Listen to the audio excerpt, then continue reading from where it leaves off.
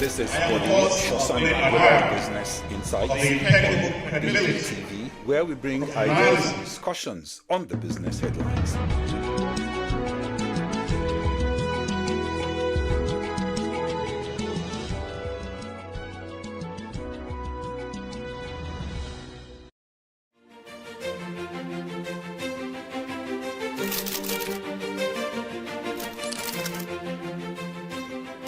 I am, of course, a great admirer of the impeccable credibility, professionalism, and business savviness of BusinessDay.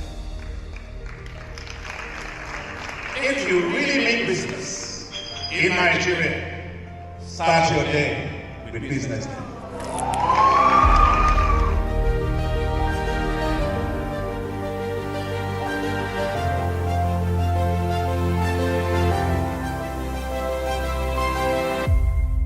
BusinessDay is West Africa's leading provider of business intelligence and information, delivering premium content across diversified media platforms, including online, mobile, and print. Since its inception in 2001 with a weekly newspaper production, BusinessDay has expanded its reach to provide exclusive content accessible through print, mobile, and online channels. Our premium offerings are further enriched with syndicated content from esteemed sources like the Financial Times, The Economist, and the Harvard Business Review. At BusinessDay, our mission is clear: to be the foremost provider of business and financial content, empowering readers to make informed decisions in Nigeria and Africa.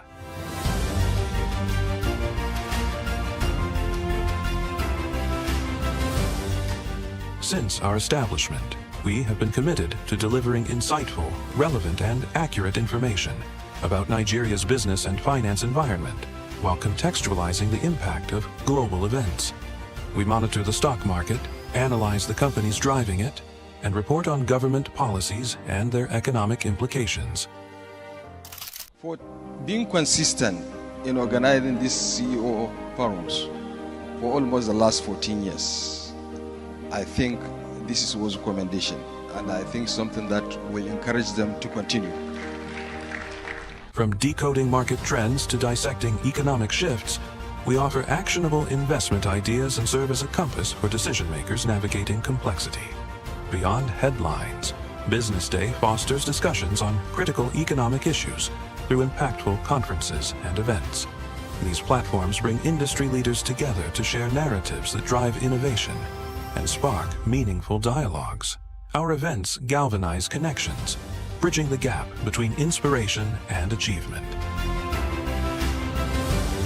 For businesses seeking visibility, our strong digital presence offers unparalleled opportunities, with millions of followers across social media and a dynamic website attracting visitors from within and outside Nigeria. BusinessDay is the ideal platform to boost visibility for your products and services.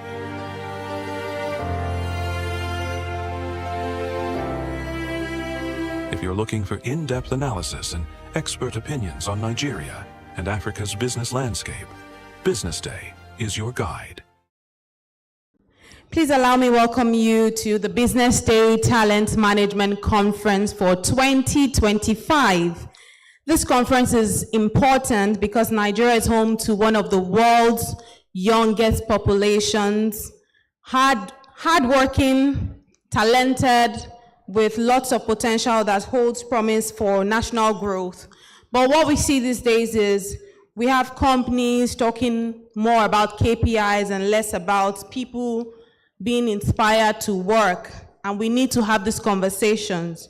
Research shows that 74% of employees come to work feeling disengaged.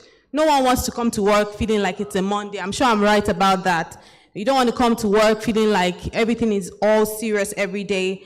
And that's why today we've gathered CEOs, we've gathered HR professionals, we've gathered policymakers and wellness advocates like yourself, all under this roof to discuss the billion-dollar question of how we can turn well-being into a winning strategy.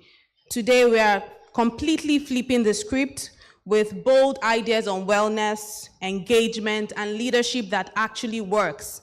And that's why you all here really matter to us. So whether you're a CEO, you're an HR professional, or you're just here for the coffee and the big ideas, you are in the right room. My name is Elizabeth Musa. I'm a broadcast journalist. I'm a professional compere, and today, importantly, I'm going to be your MC. Before I leave, can I ask you a question? I believe everyone here is a HR professional, HR enthusiast, someone that just wants things to work. Can you ask the person closest to you, how are you really doing?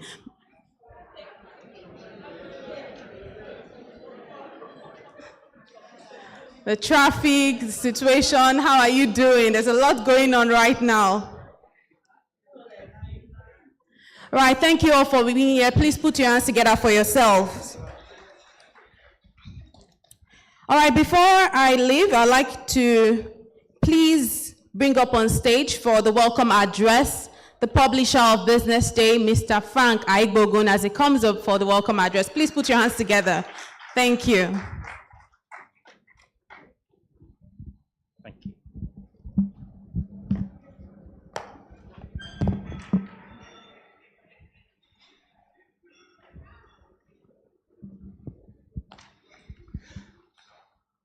Distinguished guests, ladies and gentlemen, I have great pleasure to welcome you all this morning to our conference.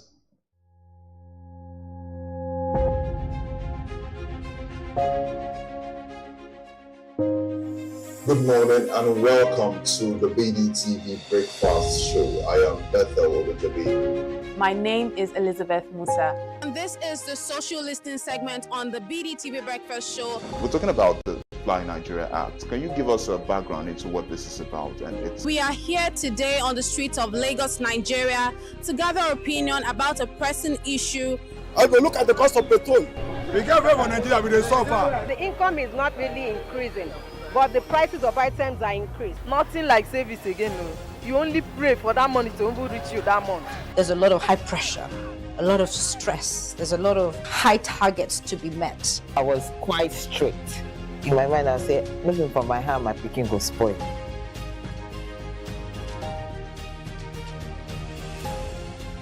To allow all banks and all the players in the space.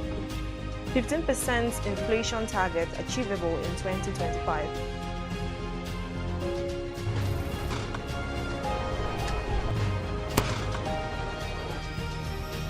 The command and vision philosophy of both the Chief of Defense Staff, the Chief of Army Staff, and indeed all the service chiefs.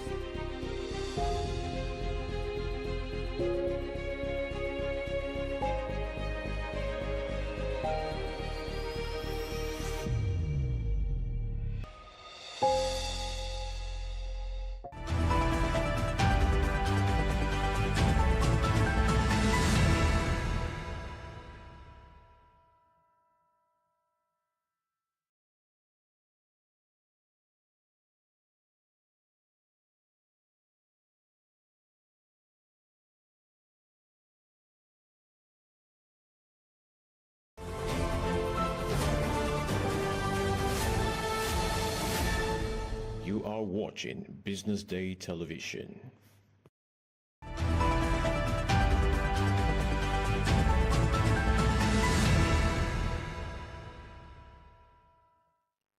Good morning and welcome to the BDTV Breakfast News.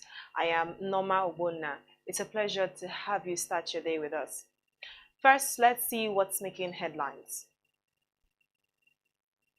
Naira for crude deal remains in effect, federal government says.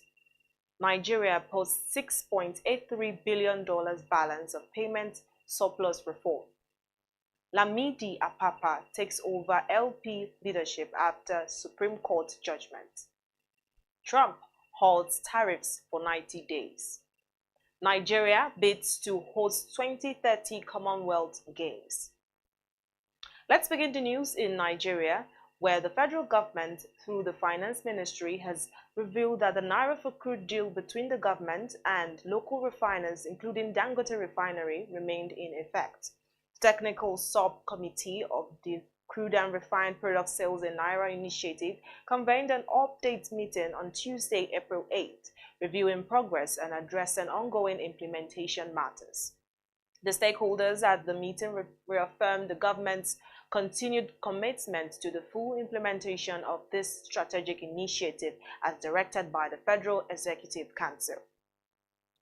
Moving on, the Central Bank of Nigeria, CBN, has announced a balance of payments surplus for $6.83 billion for the 2024 financial year. This marks a decisive change from a deficit of $3.34 billion recorded in 2023 and $3.32 billion in 2022. Acting Director Corporate Communications of the Apex Bank, Sidi Ali Hamkama, revealed this in a statement released on Wednesday, April 9, saying the improvement reflects the impact of wide-ranging macroeconomic reforms, strong trade performance, and renewed investor confidence in Nigeria's economy. The current and capital account recorded a surplus of $17.22 billion in 2024, underpinned by a good trade surplus of $13.17 billion. Still on, the leadership tussle between the Julius Abure-led National Working Committee and the Nina D. Usman Caretaker Committee, backed by Governor Alex Otti and LP presidential candidate in the 2023 election, Peter Obi, have taken a dramatic turn following the return of Lamidi Apapa. The factional leader, who had disappeared from the political circle in the past year, announced on Wednesday, April 9th, that he has taken over the leadership of the Labour Party following the release of the certified true copy of last Friday's Supreme Court judgment. A 5-member panel of the Supreme Court set aside the decision of the Court of Appeal in Abuja, which had recognized Abure as the party's national chairman. Apapa revealed that the Apex Court's verdict puts him in a pole position to replace Abure being the most senior national deputy chairman of the party. And to end the local news, Rivers State sole administrator Vice Admiral Ibok Ete Ibas has appointed administrators for all 23 local government areas of the state. The appointments were announced less than 24 hours after the Federal High Court in Port Harcourt issued an order barring the administrator from appointing officials to oversee local government councils. The ruling, delivered by Justice Adam Mohammed, came in response to a suit filed by the PLEX Center of Civic Education Initiative led by Courage Sirimovo. The sole administrator also appointed Michael O'Day as the new chairman of Rivers State Independent Electoral Commission. And to the foreign scene, U.S. President Donald Trump has announced a 90-day pause on his sweeping tariffs targeting dozens of countries only days after they took effect. The announcement followed the economic shock triggered on April 2nd when Trump's retaliatory tariffs unveiled on what he dubbed Liberation Day sent tremors through the global economy. According to reports, China was exempted as Trump raised duties on Chinese imports to 125%, effective immediately, citing Beijing's lack of respect for global markets. The United States had slapped baseline 10% levies on all imports, with some African nations being heavily affected. Also, Niger military government has officially made Hausa the country's new national language, moving away from its colonial past from French, where it played a central role. Hausa is already the most commonly spoken language across Niger, especially in Zinda, Marada, and Tahua regions. The change was announced in a new charter released on March 31, published in a special edition of the government's official journal. Other 9 local languages were also officially listed, including Arabics. And now to sports. Nigeria has declared intentions to hold the 2030 Commonwealth Games. The Nigerian Olympic Committee, NOC, confirmed that it has officially submitted the expression of interest before the March 28 deadline set by the Commonwealth Games Federation. The bid proposes Nigeria's capital, Abuja, as the host, years after hosting a major international sporting event in 2003, where it staged the 8th All-Africa Games. And to end the news, former Manchester United midfielder Nemanja Matic has labelled Andre Onana as one of the worst goalkeepers in the club's history. Matic revealed this earlier in this week while responding to Onana's comments that United were way better than French club Lyon as the two sides prepared to meet in Europa League quarter-finals. In response to Matic, Onana also posted on social media denying allegations that he was being disrespectful. That's where we wrap up the BDTV Breakfast News this morning. I am Norma Obonna. Up next is the newspaper review. Stay tuned.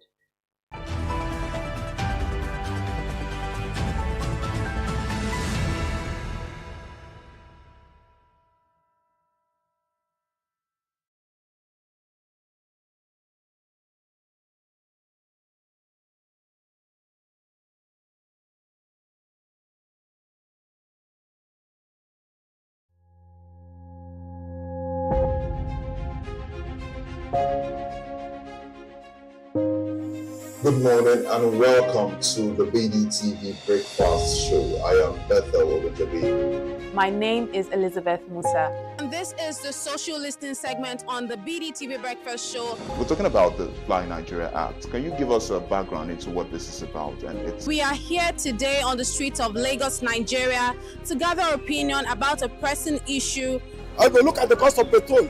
We get very Nigeria with the suffer. The income is not really increasing, but the prices of items are increased. Nothing like service again, no. You only pray for that money to reach you that month. There's a lot of high pressure, a lot of stress. There's a lot of high targets to be met. I was quite strict. In my mind, I said, looking for my hand, my picking go spoil.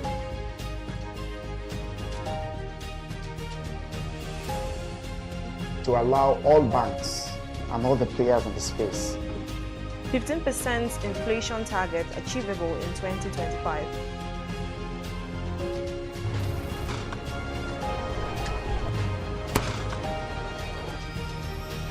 The command and vision philosophy of both the Chief of Defense Staff, the Chief of Army Staff, and indeed all the service chiefs.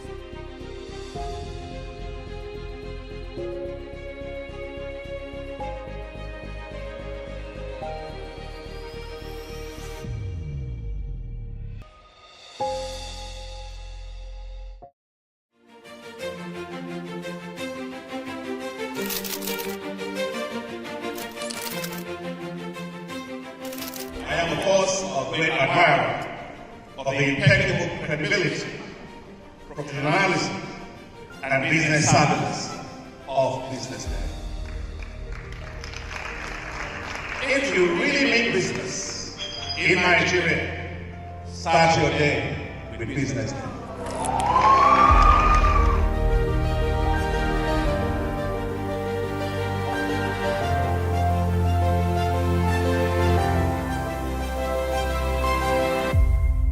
BusinessDay is West Africa's leading provider of business intelligence and information, delivering premium content across diversified media platforms, including online, mobile, and print. Since its inception in 2001 with a weekly newspaper production, BusinessDay has expanded its reach to provide exclusive content accessible through print, mobile, and online channels. Our premium offerings are further enriched with syndicated content from esteemed sources like the Financial Times, The Economist, and the Harvard Business Review. At BusinessDay, our mission is clear: to be the foremost provider of business and financial content, empowering readers to make informed decisions in Nigeria and Africa.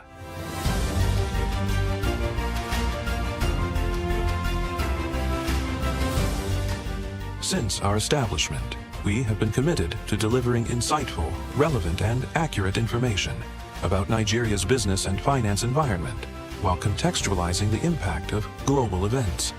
We monitor the stock market, analyze the companies driving it, and report on government policies and their economic implications.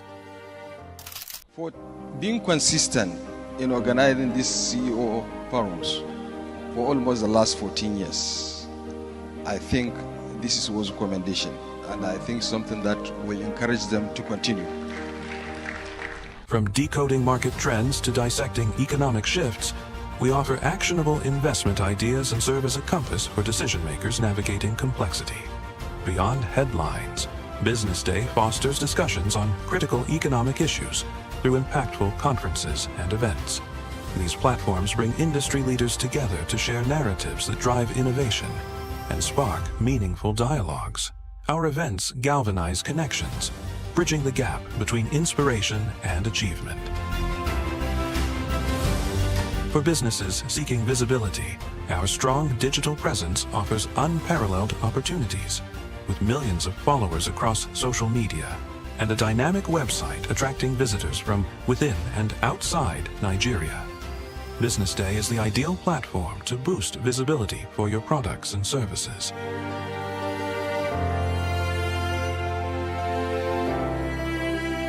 If you're looking for in-depth analysis and expert opinions on Nigeria and Africa's business landscape, Business Day is your guide. Attention business leaders. Want to make informed decisions? Join the ranks of the best with Premium Business Day. Access in-depth analysis and expert opinions to stay ahead. Subscribe now at premium.businessday.ng and unlock premium content. Plus, you get 50% off your first subscription. Don't miss out. Make smarter choices and seize new opportunities.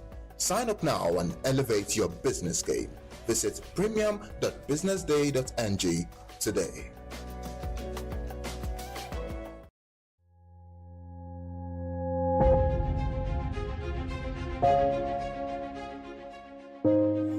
Good morning and welcome to the BDTV Breakfast Show. I am Bethel Obajabi. My name is Elizabeth Musa. And this is the social listening segment on the BDTV Breakfast Show. We're talking about the Fly Nigeria Act. Can you give us a background into what this is about? We are here today on the streets of Lagos, Nigeria, to gather opinion about a pressing issue. I go look at the cost of petrol. We get very Nigeria with the suffer. The income is not really increasing, but the prices of items are increased. Nothing like service again. No. You only pray for that money to reach you that month. There's a lot of high pressure, a lot of stress. There's a lot of high targets to be met. I was quite strict.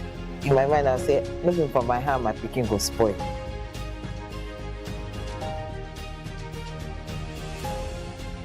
To allow all banks and all the players in the space 15% inflation target achievable in 2025.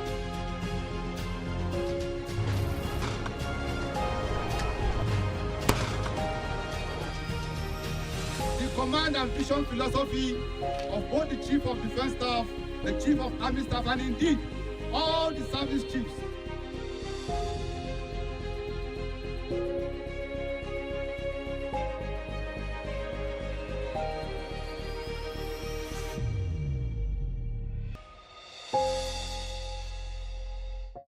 Attention business leaders. Want to make informed decisions? Join the ranks of the best with Premium Business Day. Access in-depth analysis and expert opinions to stay ahead. Subscribe now at premium.businessday.ng and unlock premium content. Plus, you get 50% off your first subscription. Don't miss out. Make smarter choices and seize new opportunities. Sign up now and elevate your business game. Visit premium.businessday.ng today.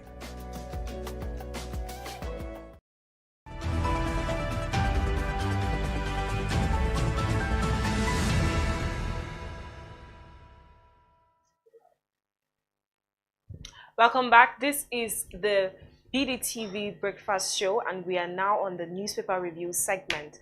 I am Norma Obona, and joining me to look at today's dailies will be Mr. Mohammed Akonji. Welcome, Mr. Mohammed. Thank you very much, Norma. Good morning. This is how many times we are seeing I now. don't know. Okay, how many times? I even felt like it's been a while. Okay, we've been on the show together. Yeah, but I thought we'd still see you. I mean, at one of our events on Tuesday, Yes, and then I think our path also crossed. Yes. I was on Wednesday. But how are you? How was the night? I'm doing well. I'm doing well. Hope you actually be able to manage the situation of the nation.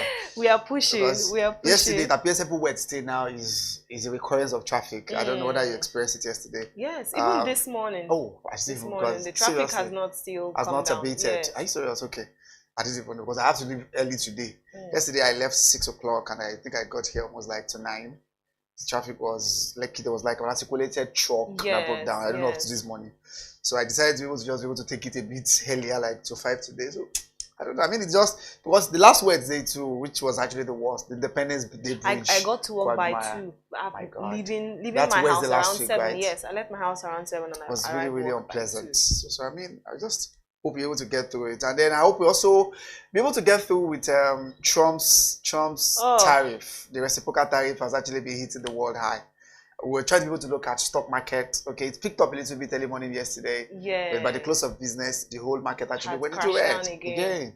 You know, because just another round of tariff came on China, some other countries, and then Europe and China came up with the retaliatory tariffs. Well, so he has what does these tariffs, how is it going to affect the everyday American? Because I feel that in as much as it has a lot of impact on the rest of the world, the daily American is not going to have it very easy, because they import a lot from China. Definitely. And I just wonder how they'll be able to cope with that, because so in his word, they're trying to be able to revive the manufacturing renaissance. That most of the jobs or most of the productions that were hitherto in US are actually taking place, in Japan, in South Korea, Vietnam, and in China. So and Americans have actually been able to be so used to the lifestyle where they rely on some of these imported goods to get those goods. So with the tariff now and with the retaliatory tariff, people were even two things were what you're actually fearful of. One is inflation. The inflation that actually become a little bit moderate, could be elevated, and the second is the tendency of global recession. Because recession would likely be another thing where by countries are now slapping back their own tariff, as we started seeing now. The implication is that things will become quite expensive. And they will become quite expensive. The average income that Americans, even themselves, have may not be enough for them to be able to purchase those things. An implication could likely actually be recession. Expert analysts are actually trying to be able to see when that will likely be able to snowball into, or when that will likely appear. But just like the president, Trump himself said, okay, it's like a bitter pill. Go to a doctor, you want to get well, the doctor give you a medicine that could be bitter. Americans will have to be able to swallow it now.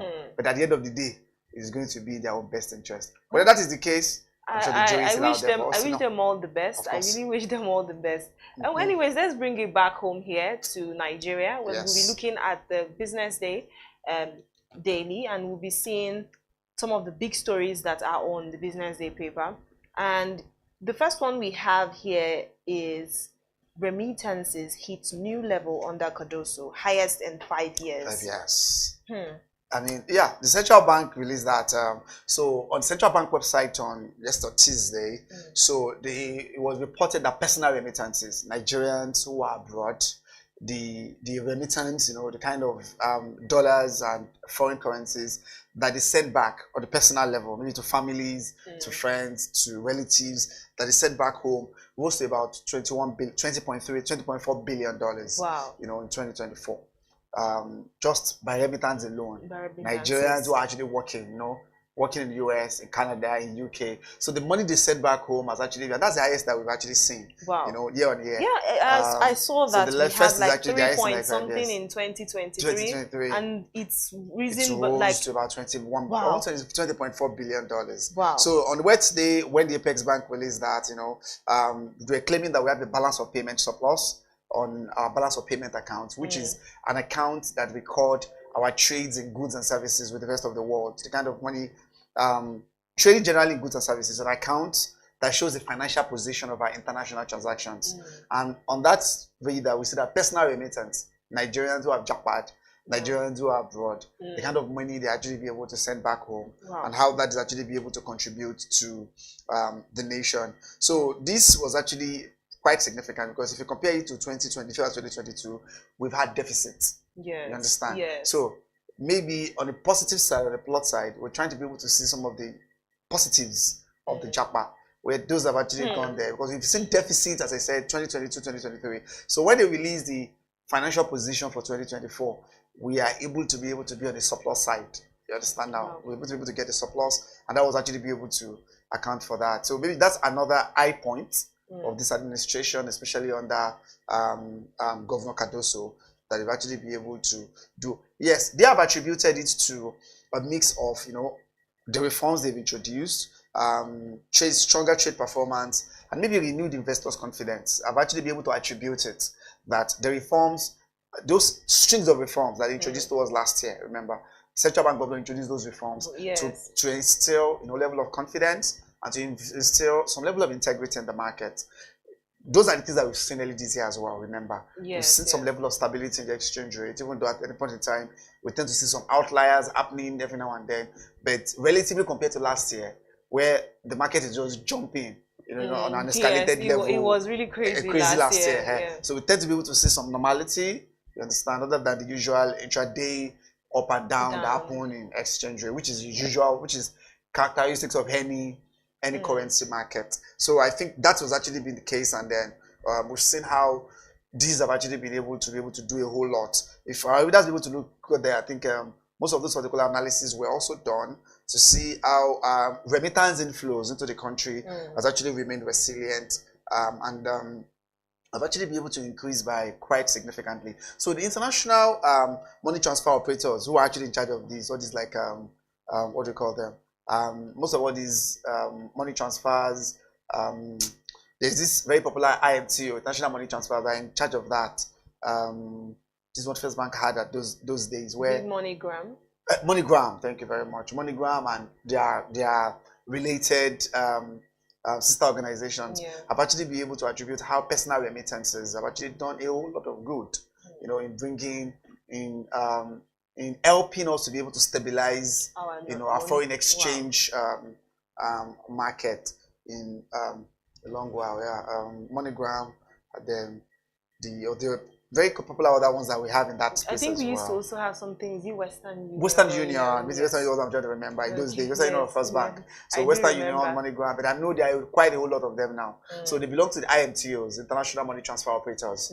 They're the ones in charge of that. And we have a lot of apps now. We have a lot of fintech guys who have actually come up with means of actually, sending money, send them in dollars, receive in naira, send them in pounds. There are so many of them, and I think that one of the things that has made it much more easier, because I think that the other older means, the crude means we used to use, made things like a bit very difficult for people. But with these new organizations that are popping up every day, it's made it very easy. Very easy. I would have loved to mention some names, but they will have to be able to pay for. Yes, they have to give them free. Yes, there are some that their services are so seamless.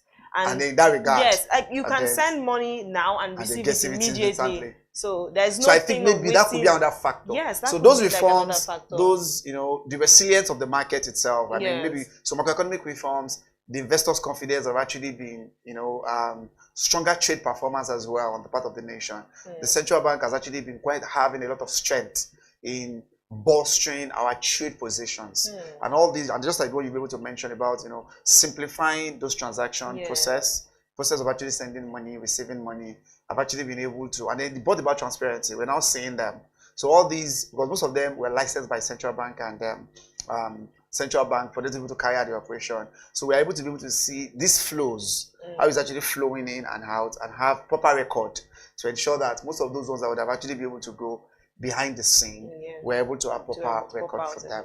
Okay, so let's move on to the next story on the front page. We have the PFAs from 5.5 trillion naira into real sector for high yield. Mr. Mohammed. Okay, the pension fund administrator as well. Yes. Because I mean, most of them have started declaring we started able to see their books, their statement of account for last year. I was seeing huge returns that they've actually declared for 2024. Even though for some of the custodians, some of the administrators, the PFAs that we have, just like we cannot be able to mention their names. Yes. So, but the impact now is, so most of those returns, you understand, most of those investments by Nigeria, because one of the primary goal, or one of the primary objective for setting up the PFAs is for people to be able to contribute to their pension funds, and they use the pension funds to be able to invest into real sectors, maybe road infrastructure, health projects, that can at least allow the money to be able to multiply. So by the time the contributors, as they call them, the contributors are about to be able to get back their money, they can at least be able to get back maybe times 2 or times 3 of what they've actually been able to put in there. So pumping about 5.5 trillion, because all of them, I think their total the total assets under management about as going to about 20 trillion for the PFAs for 2024. So, which is a very strong indication, to understand now, a very strong indication that they also are able to invest some of this money back into the system and the real sector, not just the financial, not just buying just stocks and bonds, but rather invest it in the critical sector of the economy, which is the major propeller. Those are the real propeller of growth, exactly. The major good that we actually desire will likely going to be able to come from them. So I think that's actually a very good thing.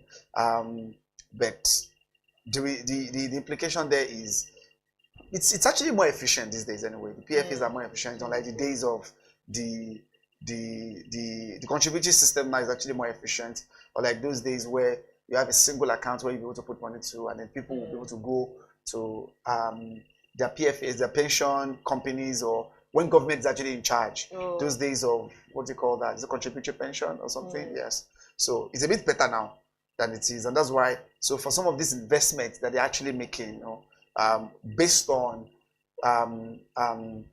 members' contributions, is really a good thing in the right direction, and that will at least be able to rejig and rejig some of these other sectors and allow them to actually be as productive as they can. Okay, so the next story on the front page is Jim Ovia admitted to freedom of the city London, which is on page 35. Yeah, I mean that. In fact, I think virtually most of the papers actually be able to take that today. I think the City of London is like the usual, like the Chatham House or like the Hall of Fame. Wow. It was actually a very important, prestigious Hall of Fame where he has actually been added to. So the freedom of the City of London is a time-honored tradition dated back to about the 10th century. So where free man, so what it does, it's granted free men certain rights and privileges that's actually given to others. I think that's actually the way the Freedom City of London Award, City of London Hall of Fame, how it actually be able to operate. So, and he's actually joining the ranks of people like Desmond Tutu from Africa, people like Winston Churchill, Nelson Mandela, who have actually been, inducted into that hall. You understand? So it's Hall of Fame that's been on since the 13th century. I'm talking about the early 1200s or thereabout. That particular Hall of Fame has actually started. We should really be proud of him. Of course, for actually be able to achieve that. Yes. How you be able to get that? I was trying to be able to get because it's more or less like, so he's a free man of the City of London.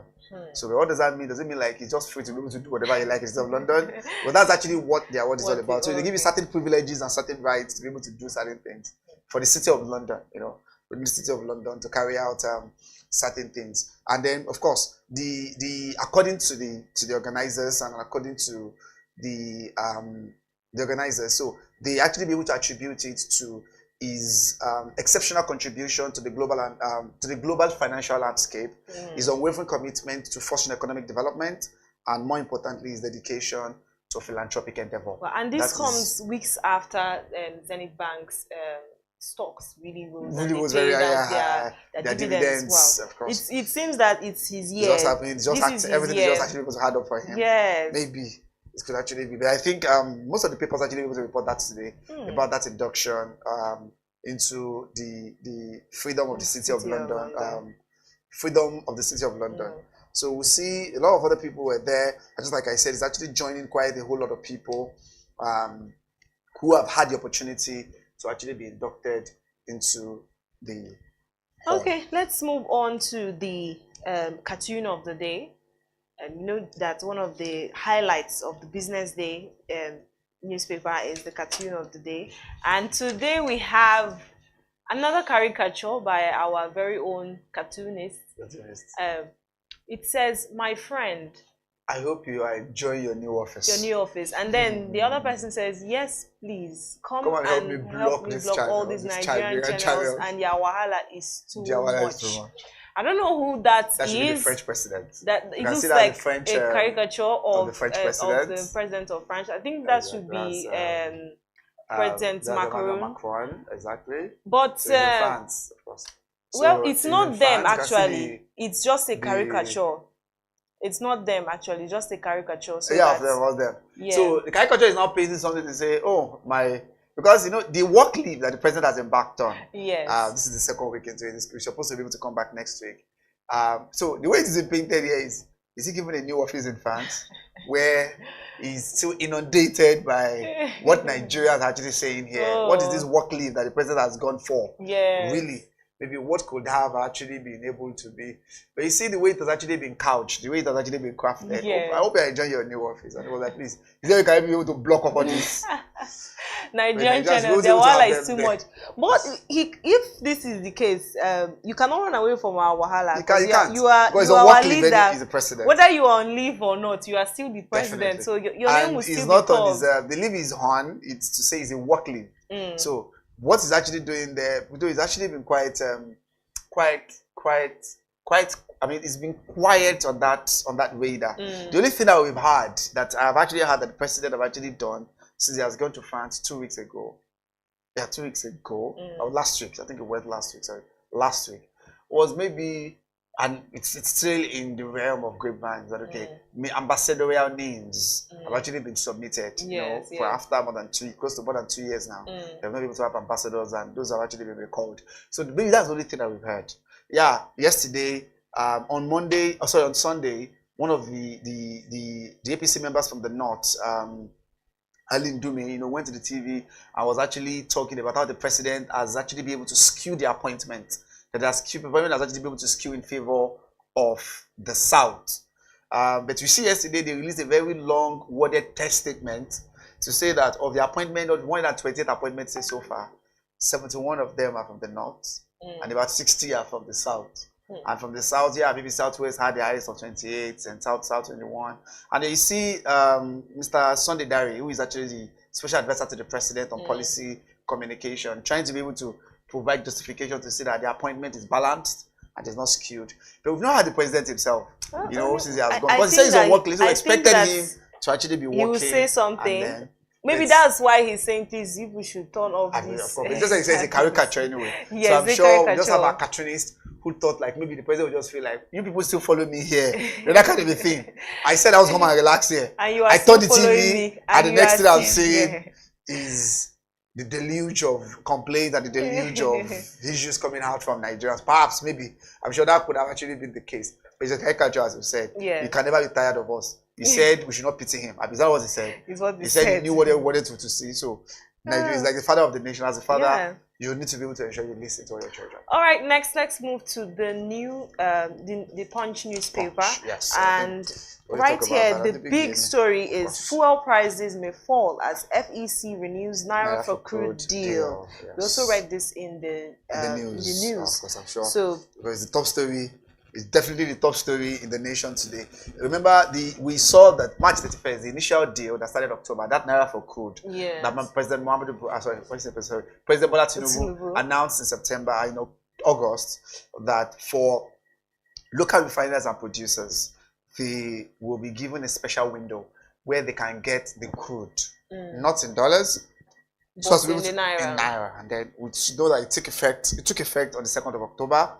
And that explains how the price of dollars, the price of fuel came down a little bit. The next story says Dangote NNPCL expected to review prices this week. That's what marketers are saying. Because but when it ended, the original agreement ended 31st of March.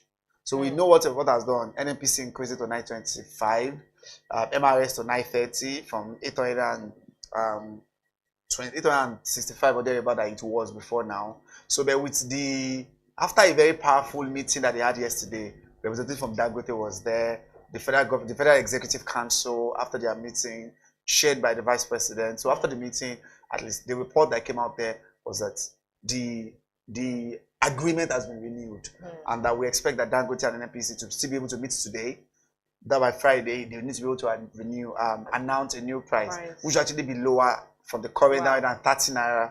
Than it was before. Other marketers are 925 that we are presently actually be able to buy. So it's really a good thing. What Nigerians really wanted us to be, because at least maybe that could be the only thing we can say yes. Even though people still feel like the price has not come down to And where they we actually expect it to yes. be. So not to now be telling us again that the prices are going to be on the rise again. Because you see people now selling 950 now, 970. Maybe the cheapest we get now is 925. It has gone to about 800 as of March. But because of, and so we've seen that the implication has been the naira for crude deal. They have gone a whole lot of ways to actually allow that to happen. So if man were actually saying when that new price will be reflected is unknown, but discussions is ongoing between NNPC and Dangote to ensure that the new price should be announced and when it will likely be able to take effect. Okay, let's look at another story that is making headlines. Yes. Almost all the papers. It's Rivers administrator under fire over local government electoral chiefs removal. Okay. You know, this is the case with Rivers. I think the state has been in turmoil, and with the new administrator, that's Ibok Ete Abbas, it's just been a whole. It's like every day we get another story from them, and I just hope that this actually gets resolved as soon as possible. You know, it's in 6 months. So you know, that's 6 months, and it's just a month into it. But one of the things, just like you said, it did. The other dimension that we say, okay, is like the new announcement. He announced local government administrators, and I'm sure instantly was actually taken to court yesterday. In fact, he has a lot of cases that is really hanging and hanging around him in the court of law now. Then we see what is. So some people said, okay, but can he rule alone? Because he needed people, you understand? People. Does he have the power? He cannot just be able to rule the whole state alone. But at the same time, does he have that power to appoint local government administrators? You understand? Does he have that power? And the kind of the rejigging is actually doing, the reshufflement is doing in the RCEC, Rivers State INEC, is still calling to a lot of questions. Does he want to conduct any election in the state? You just have 6 months. So how is he trying to be able to position itself? It's still not so clear out there as to what the intent is. But when it comes to the local government, I feel like maybe he might be thinking in his mind, I cannot do this alone. I need people to work with me. I can't be the 20 local government in Rivers State. So what do I need to do? But appointing them, does he have the power to do that? I think those are the dimensions, are the questions that we really needed to be answered. Okay, let's look at Vanguard, the Vanguard newspaper, and I think that would be the last one we would take. So one of the stories there is that Nigeria orders face economic outlook. Yemi Kale says. So uncertain economic outlook. So I think this should be coming after the tariffs. And of course. Anyways, let's just keep watching as the story develops and let's see what will happen. Yemi Kale was the former statistician general of the Federation, and it was at Vanguard economic discourse that they had a discussion yesterday. That's where you actually be able to make it that the global tariff order is painting a bleak future for many emerging and developing economies, and that's obvious. And which we are part of the developing, of course, developing emerging economies. So the global trade wars and the policy failures as well have actually been the ground where he made that particular remark about how global economies, Nigeria itself, and major of those ones are facing a bleak economic future. All right, so that's all we are going to take for today at the newspaper review segment on the BDTV Breakfast Show. Thank you so much, Mr. Thank you very Mohammed. much, and thank you also our viewers. Hope to see you same time tomorrow as we review the dailies in Nigeria. For now, we'll be coming back later to give you the big story here by 9 a.m. Thank you so much and see you next time.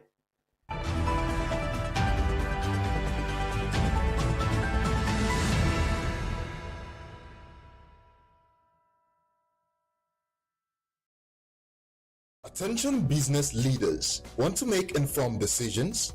Join the ranks of the best with Premium Business Day. Access in-depth analysis and expert opinions to stay ahead.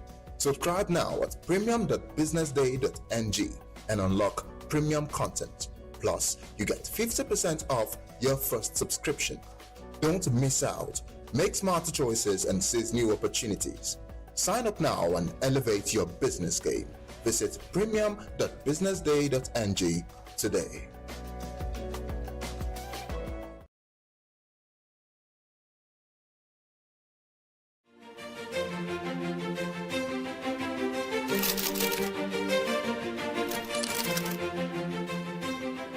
I am, of course, a great admirer of the impeccable credibility, professionalism, and business savviness of BusinessDay. If you really mean business in Nigeria, start your day with Business Day.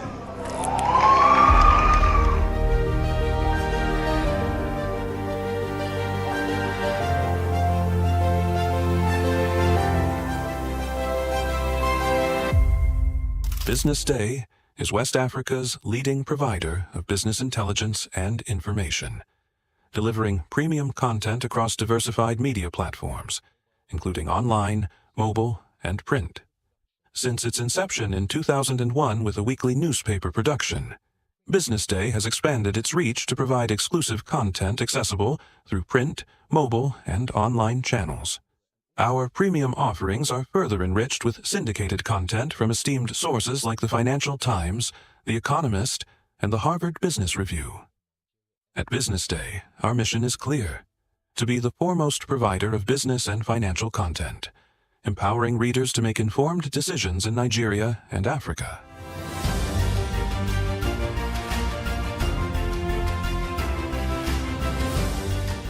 Since our establishment, we have been committed to delivering insightful, relevant, and accurate information about Nigeria's business and finance environment, while contextualizing the impact of global events. We monitor the stock market, analyze the companies driving it, and report on government policies and their economic implications. For being consistent in organizing these CEO forums for almost the last 14 years, I think this was a commendation, and I think something that will encourage them to continue. From decoding market trends to dissecting economic shifts, we offer actionable investment ideas and serve as a compass for decision makers navigating complexity. Beyond headlines, Business Day fosters discussions on critical economic issues through impactful conferences and events. These platforms bring industry leaders together to share narratives that drive innovation and spark meaningful dialogues. Our events galvanize connections, bridging the gap between inspiration and achievement. For businesses seeking visibility, our strong digital presence offers unparalleled opportunities, with millions of followers across social media and a dynamic website attracting visitors from within and outside Nigeria. Business Day is the ideal platform to boost visibility for your products and services.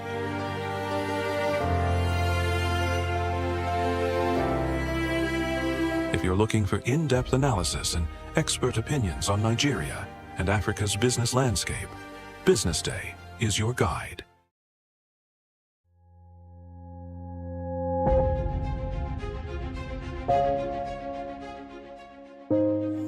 Good morning and welcome to the BDTV Breakfast Show. I am Bethel with the B. My name is Elizabeth Musa. And this is the social listening segment on the BDTV Breakfast Show. We're talking about the Fly Nigeria Act. Can you give us a background into what this is about? We are here today on the streets of Lagos, Nigeria, to gather opinion about a pressing issue. I go look at the cost of petrol. We get very Nigeria with the suffer. The income is not really increasing, but the prices of items are increased. Nothing like service again. No. You only pray for that money to reach you that month. There's a lot of high pressure, a lot of stress. There's a lot of high targets to be met. I was quite strict. In my mind, I said, looking for my hand, my picking go spoil.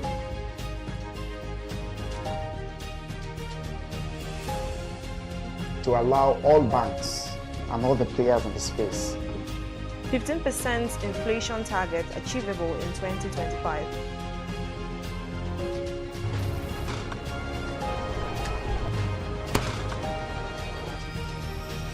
The command and vision philosophy of both the Chief of Defense Staff, the Chief of Army Staff, and indeed all the service chiefs.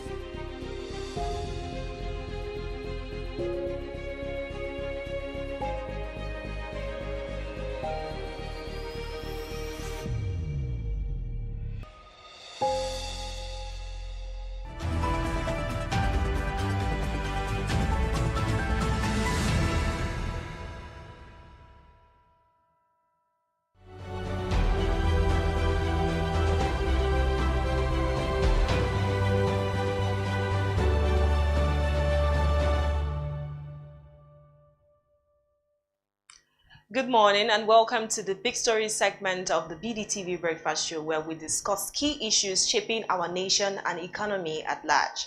I am Norma Obunna, and today we are focusing on the actions of the newly appointed sole administrator of Rivers State. Since his appointment as sole administrator of Rivers State following the declaration of emergency rule in the oil-rich state by President Bola Tinubu on March 19, 2025, Ibok Ete Ibas, a retired chief of naval staff, has taken major political decisions that continue to raise concerns among the Rivers residents and some legal minds. Perhaps the most shocking of the sole administrator's actions is his latest appointment of administrators for the 23 local government areas of the state, in what's contrary to a federal high court order in Port Harcourt which barred him from doing so.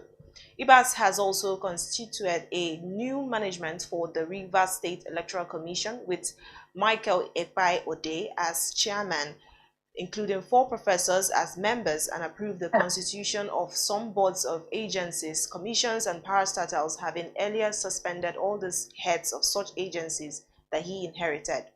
Today we'll be questioning if the sole administrator is operating within the limits of his powers, his main objectives in the Rivers State, and in whose interest is his action. And to help us understand this, we are now being joined by Barrister Ajibola Oduwole. Mr. Oduwole holds a master's degree in law from the London Metropolitan University, UK. He is also a notary public for the Federal Republic of Nigeria. Welcome to the program, and thank you for joining us, Mr. Ajibola. Good morning, viewers. Good morning, Nigerians.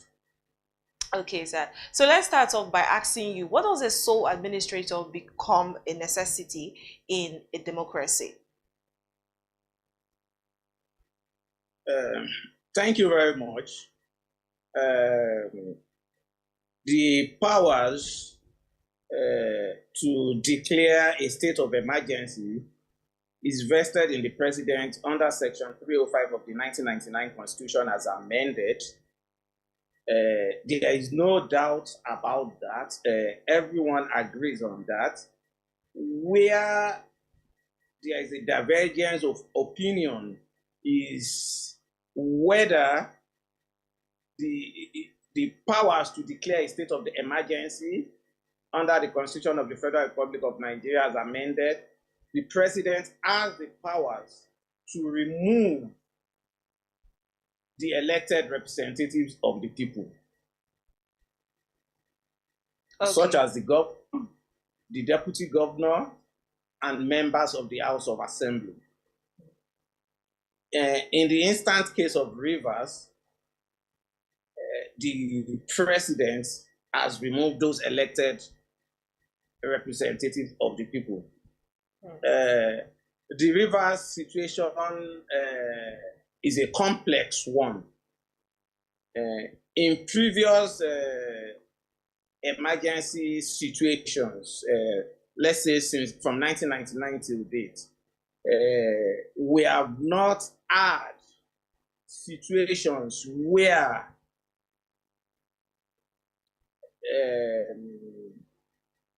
the principal actors that resulted in the proclamation of emergencies are the elected representatives of the people, such as where the House of Assembly is warring against the governor. So the President of the Federal Republic of Nigeria resorted to extraordinary measures by removing these. Hello, sir. Hello, I think we lost you. Hello, sir, can you hear us? Well, okay, I forgot to mention earlier that I'm also joined by my very own senior colleague, Mr. Joshua Bassi. He is the editor of BusinessDay Television News, and he'll be joining us also in this discussion to see into the further analysis of this topic. And so, Mr. Joshua, I would like to ask, before Mr. Ajibole left us, what do you think is the role of a sole administrator in this case? Yeah, thank you, Norma. I think the barrister said it, section 305 of the Constitution, of course, empower Mr. President to appoint a sole administrator. But like the lawyer said, whether the president then has the power under that section to remove an elected governor of a state, and of course the elected House of Assembly of the state is what is in contention. But I'm also waiting for the lawyer to for also establish a connection with the lawyer, because the question I would like to actually ask, of course, we know that the PDP governors have gone to court, have gone to the Supreme Court, that's to seek further interpretation of that section. So we will wait and see what the outcome of the case will be at the Supreme Court level, because we've heard so many legal minds saying that, look, yeah, the president can declare state of emergency, but can he then remove an elected governor? Can he also then remove an elected House of Assembly? So that's the contention. But I think that that's the contention. Like I said, the Supreme Court would have to really tell us exactly what that means. But we wait for the lawyer to come back, because we really want him to talk to us and tell us whether he's retired Chief of Naval Staff Ibok Ete Ibas, who is now appointed a sole administrator in Rivers State, the limit of his power, because we are seeing him taking some far-reaching political decision, which I think it looks to me like they're outside of his mandate. But I don't know. I think we. All right. So let's see if we can get back Mr. Ajibola. Hello, Mr. Ajibola. Can you hear us? We lost you for a bit. I can hear you now very well. Okay, thank you. So we'll continue our conversation, and the next question that I'll be asking is, how far-reaching are the powers of a sole administrator? Because you've already told us what his role is. So what are the far-reaching points of his powers, and when and if he is appointed? Okay, thank you very much. The sole administrator, unlike an elected governor, does not have a legislative power. He doesn't have a legislature to work with, but he has power to appoint his executive team, which will work with him. He has powers over finances, and he has powers over the security and stability of the state. And be that as it may, under the proclamation of the state of emergency, if you remember very well, the powers of the sole administrator is subject to the approval of the Federal Executive Council. So it can make regulations for the good governance of the state, but it cannot make laws. And I think we should get that very clearly, because we don't want to be creating a dictatorial situation. Exactly. So those are his powers, and the National Assembly has powers to oversight him in this instance, wherever they feel is going beyond his powers. Okay, so we've seen the sole administrator in Rivers, and since his swearing in on March 19th, taking from sweeping decisions, including suspension of heads of agencies and parastatals, many believe that this is an unnecessary display of power by a man who was appointed to ensure peace in Rivers State. What's your take on this? On that, for me, because like I mentioned, his powers is derived from that proclamation. And whatever he does is subject to ratification by the Federal Executive Council. So, for me, it's only the president through the Federal Executive Council who can say if this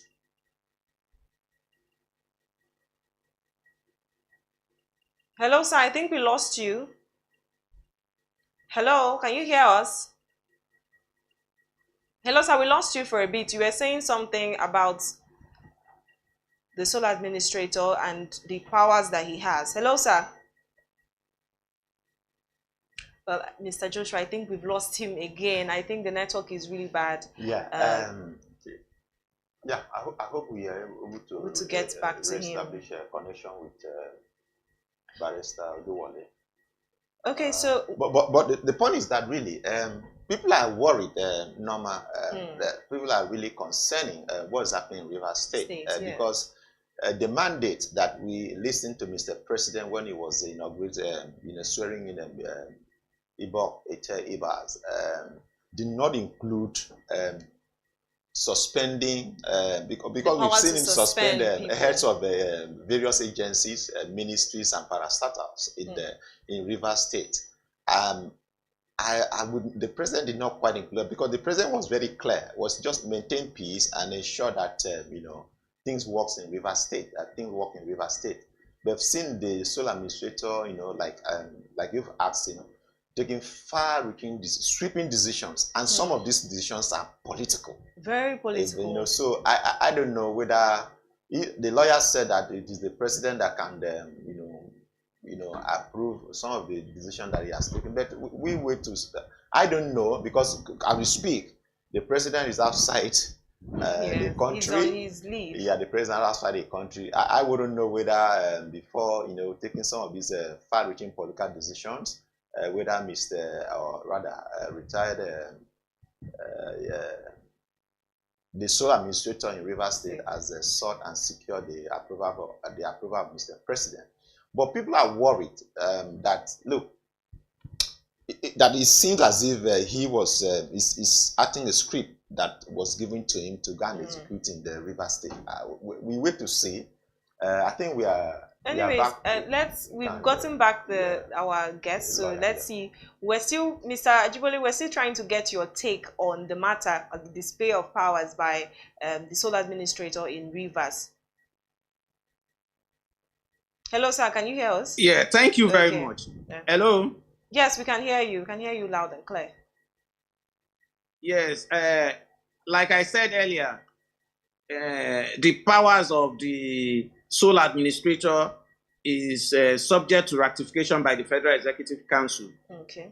If the Federal Executive Council says it doesn't have power to do X, Y, Z, it doesn't have power to do that. But of course, if people believe strongly that the sole administrator has gone beyond his powers, I think a judicial interpretation should be sought in that regard to know whether he has overstepped his bounds. Okay. Okay. Barrister Oduwole, I would like to ask you, are you saying here that, for instance, those sacked by the sole administrator, do they have the opportunity here to approach the court to challenge some of those decisions that he has taken? Very well. If they feel aggrieved, they can approach the court to say, Mr. Sole Administrator, you have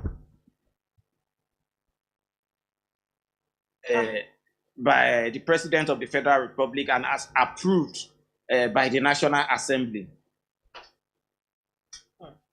All right, so if you consider the actions so far taken by the sole administrator since his arrival in Rivers, will you say that they are in the interest of Rivers State and her people? One of the mandates of the sole administrator is the security and stability of the state.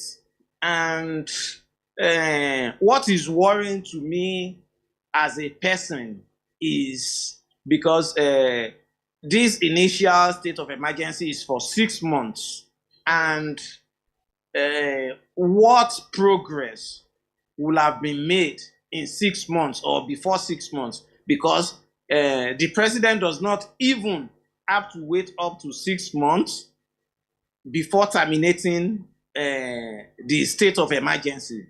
Okay. or even at the end of 6 months, would we have been able to say that peace and stability has been restored, or are we still going to be engaging in blame games between the two warring factions? Okay. For me, compromises have to be reached because the situation which brought us here is not a palatable situation, is not a situation which the country ought to be in, is not a situation which we ought to be in. So compromises, grounds should be reached to ensure that peace is made, good and governance of the people of Rivers State. All right. So I think your network is having an issue again, but it's back. It's back now. Okay. So, well, what you're saying is that the situation now is in the interest of Rivers State. Is that correct? Well,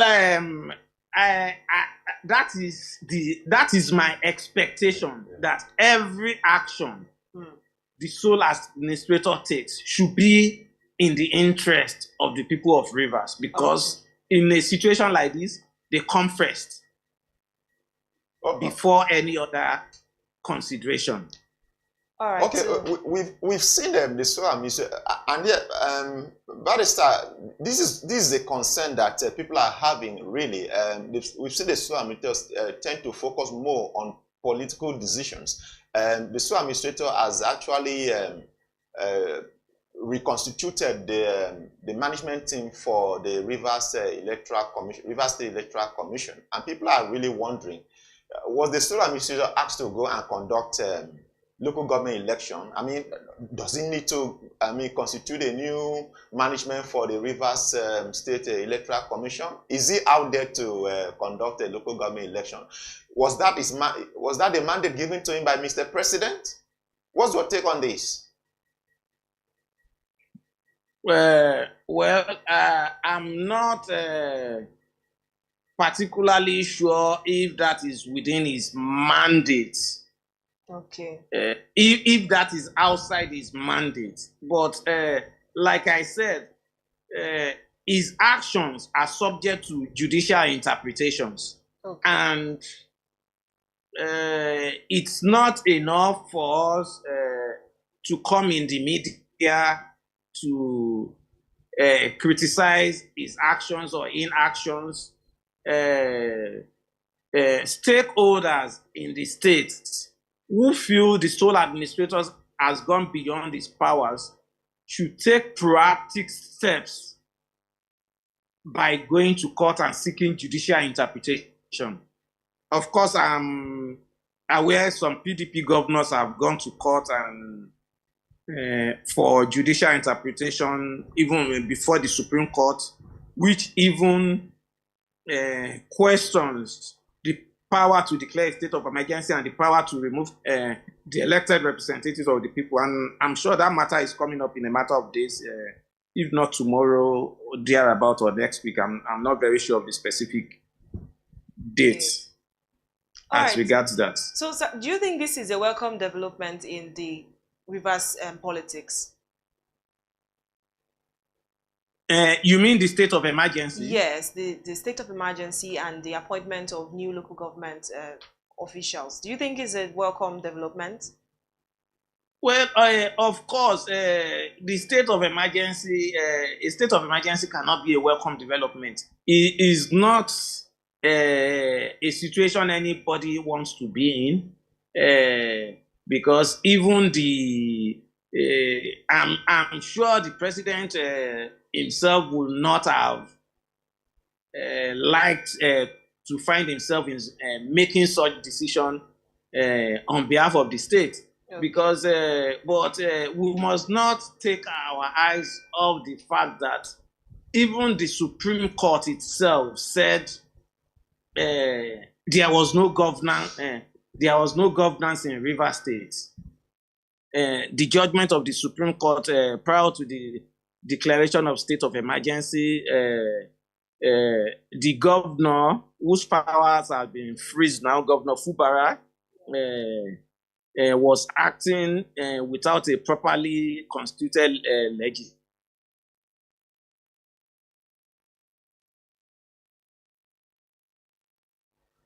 Hello, sir. I don't think we can hear you. You are muted. I'm not. I can hear you very well. Okay, please. okay. It kind of paused for a while, but okay. Go ahead. No, go ahead. Go ahead. So, like I said, is not a situation which anyone would have loved to be in. I'm sure even the president of the Federal Republic himself, he would not have loved to be called upon to make such a decision. But as it is,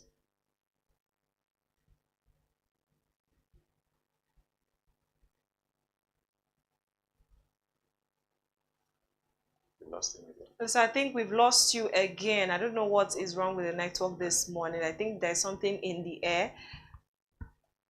We've lost you again. We can't find. But I can hear you very well. Yeah, well, we can't hear you. very well.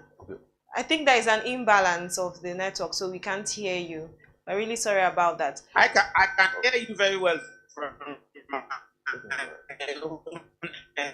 Oh. Okay. Why don't we move on to the next question? It says that there was an order by a federal high court stopping the sole administrator from appointing administrators for the 23 local government areas in Rivers, but he has named the administrators for the council. Why does this seem to be a trend to disobey court orders in Nigeria? Barrister, can you hear us? Thank you very much, Unoma. I can hear you very well, Unoma. Okay, sir. So I was saying that, why does it seem Can you hear me? Yes, we can hear you. Hello? We can hear you, sir. Yes. If the order you are referring to is the one filed by PILEX Center for Civil Yes, that is the one. Initiative That's the one that we are and referring Courage to. in Suromo. Contrary to what you have said, because I got something on that order, and if you don't mind, I can read it out. Okay, please go ahead, sir. What the order before me is saying is, what the court has said is, I am of the view that it will serve the interest of justice to order the applicants, that is those who filed the case, to put the respondent, that's the sole administrator, on notice to appear and to show cause why the application should not be granted. Okay. That is one. Two, hearing notice to be issued, of course, and to be served.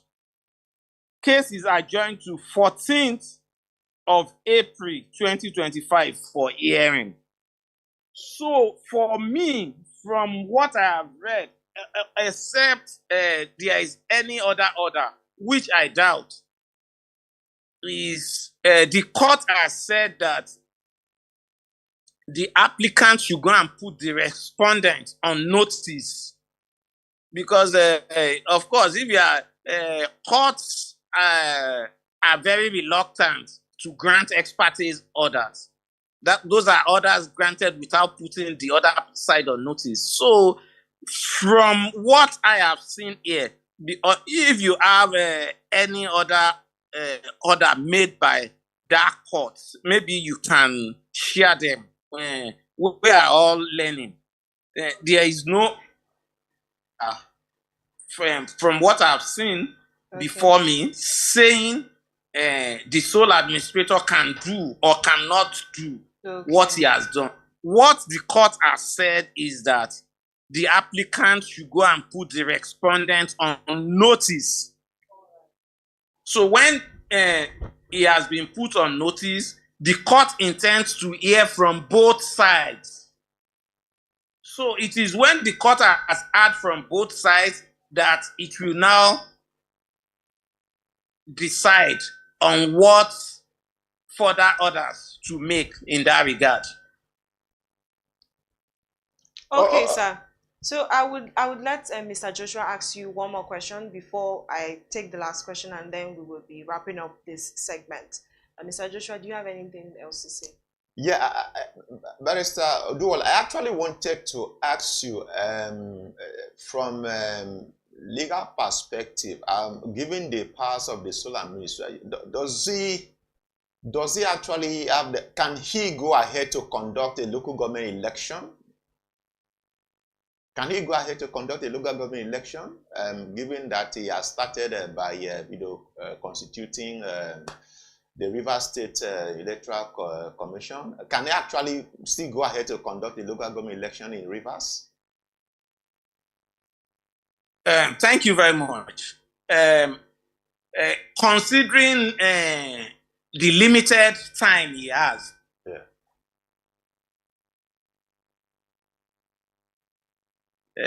he's just here for a little while. I will not expect him to conduct a local government election in that circumstances, because the powers of the governor has only been freeze for a limited time, and if the governor comes, is at liberty to adopt or overturn whatever the sole administrator has done.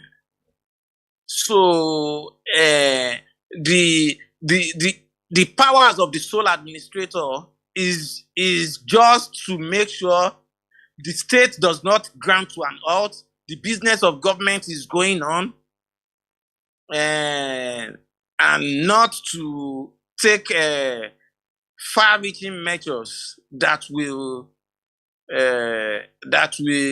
appear to be that he has vested interest to pursue.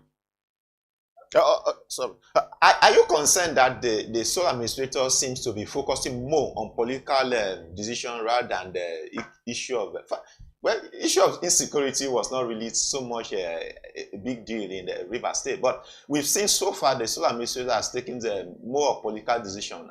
Does that are you concerned about that?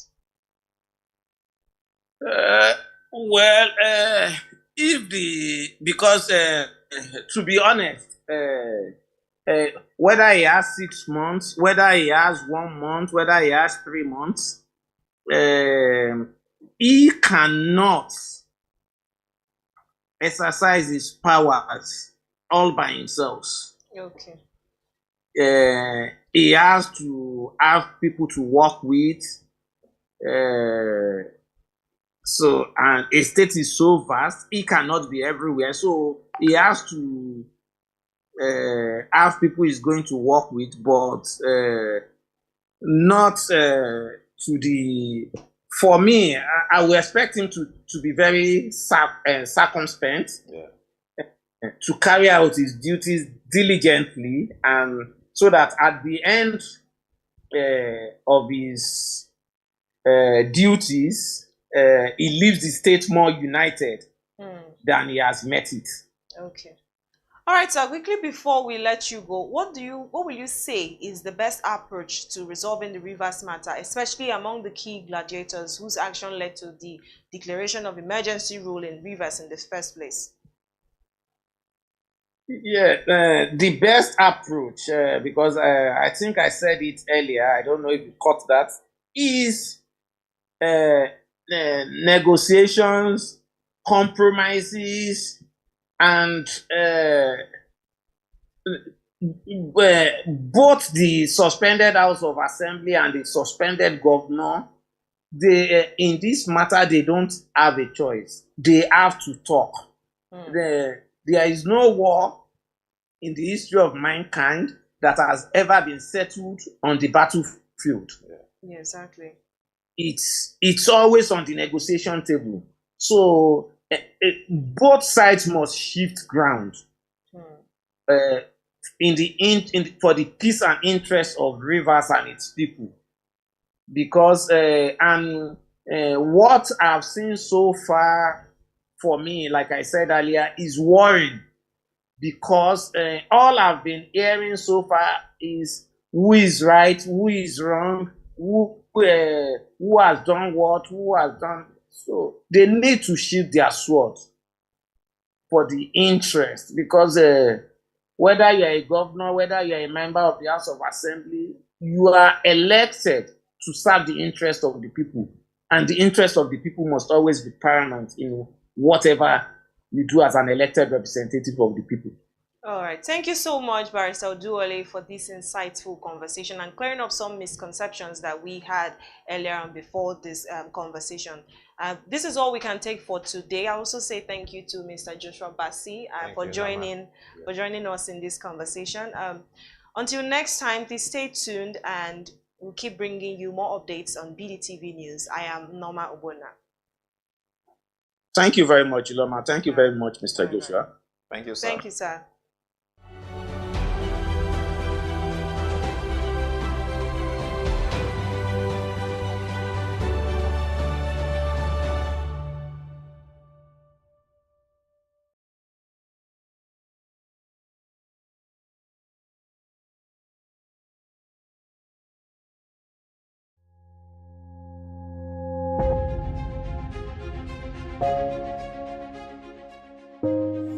Good morning and welcome to the BDTV Breakfast Show. I am Bethel Ogunjobi. My name is Elizabeth Musa. And this is the social listening segment on the BDTV Breakfast Show. We're talking about the Fly Nigeria Act. Can you give us a background into what this is about?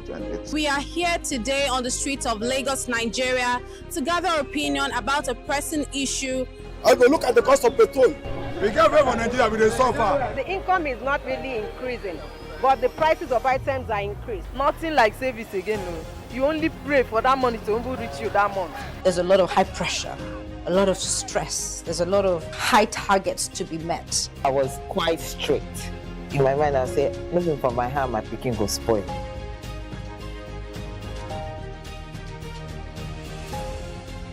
To allow all banks and all the players in the space 15% inflation target achievable in 2025.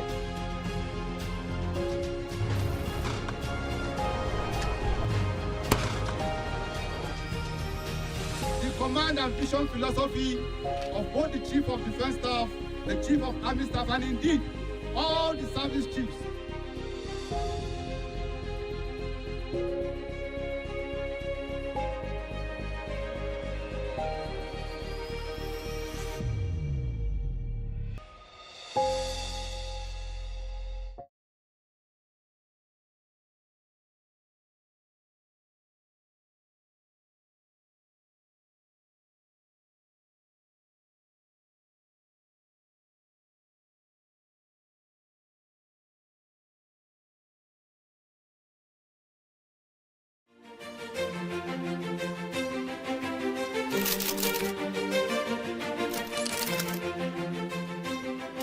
I am, of course, a great admirer of the impeccable credibility, professionalism, and business savviness of BusinessDay. If you really mean business in Nigeria, start your day with BusinessDay.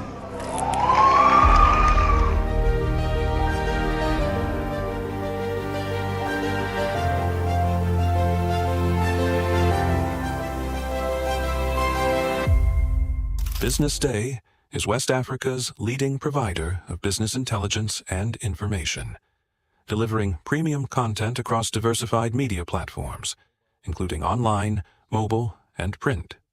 Since its inception in 2001 with a weekly newspaper production, BusinessDay has expanded its reach to provide exclusive content accessible through print, mobile, and online channels. Our premium offerings are further enriched with syndicated content from esteemed sources like the Financial Times, The Economist, and the Harvard Business Review. At BusinessDay, our mission is clear: to be the foremost provider of business and financial content, empowering readers to make informed decisions in Nigeria and Africa.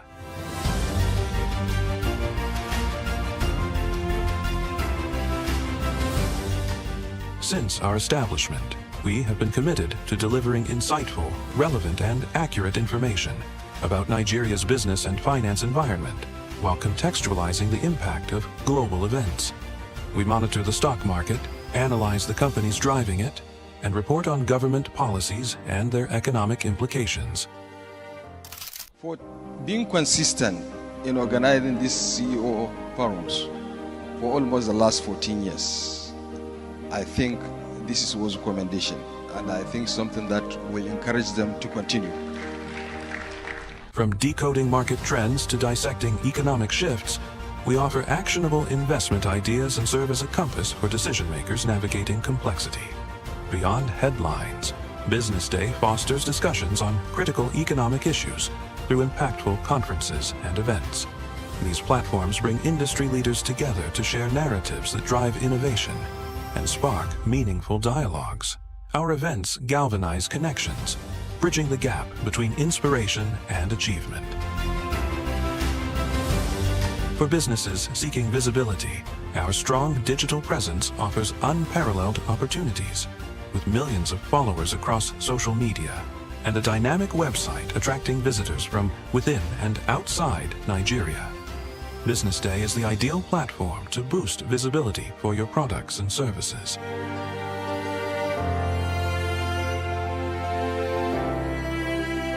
If you're looking for in-depth analysis and expert opinions on Nigeria and Africa's business landscape, Business Day is your guide. Please allow me welcome you to the Business Day Talent Management Conference for 2025. This conference is important because Nigeria is home to one of the world's youngest populations, hardworking, talented, with lots of potential that holds promise for national growth.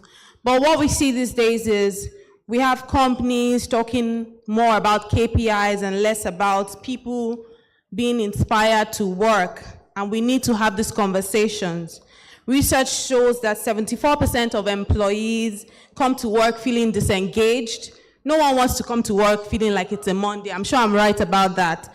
You don't want to come to work feeling like everything is all serious every day. And that's why today we've gathered CEOs, we've gathered HR professionals, we've gathered policymakers and wellness advocates like yourself, all under this roof to discuss the billion-dollar question of how we can turn well-being into a winning strategy. Today we are completely flipping the script with bold ideas on wellness, engagement, and leadership that actually works. And that's why you all here really matter to us. So whether you're a CEO, you're an HR professional, or you're just here for the coffee and the big ideas, you are in the right room. My name is Elizabeth Musa. I'm a broadcast journalist. I'm a professional compere, and today, importantly, I'm going to be your MC. Before I leave, can I ask you a question? I believe everyone here is a HR professional, HR enthusiast, someone that just wants things to work. Can you ask the person closest to you, how are you really doing?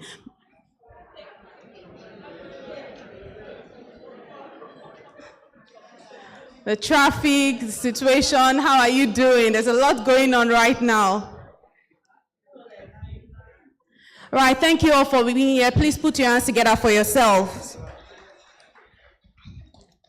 All right, before I leave, I'd like to please bring up on stage for the welcome address the publisher of Business Day, Mr. Frank Aigbogun, as he comes up for the welcome address. Please put your hands together.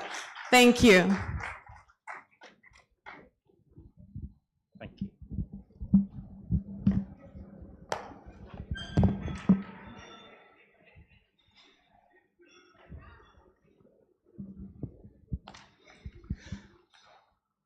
Distinguished guests, ladies and gentlemen, I have great pleasure to welcome you all this morning to our conference. I'm told that our special guest of honor, Professor Bayomi, will be joining us in less than 10 minutes. But we thought it would be good to get started so that when he comes, then he can just flow with us. As we do not desire to keep you here for longer than we actually should. So once again, let me say good morning and welcome you warmly to today's conference.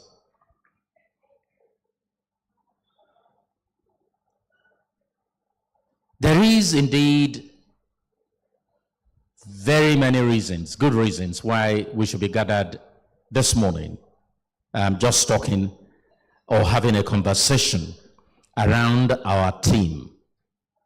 As my colleague Elizabeth has said, quite often we are tempted in our organizations to be so focused on the bottom line, and I mean the financial aspect of our bottom line.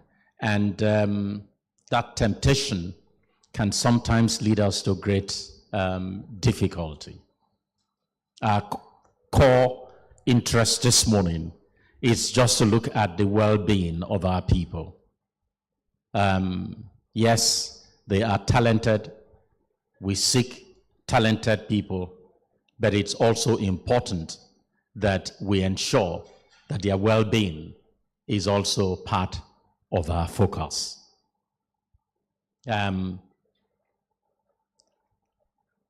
know that there are a preponderance of HR experts in the room, and sometimes I am very appreciative of those who have a responsibility in managing the workforce of an organization.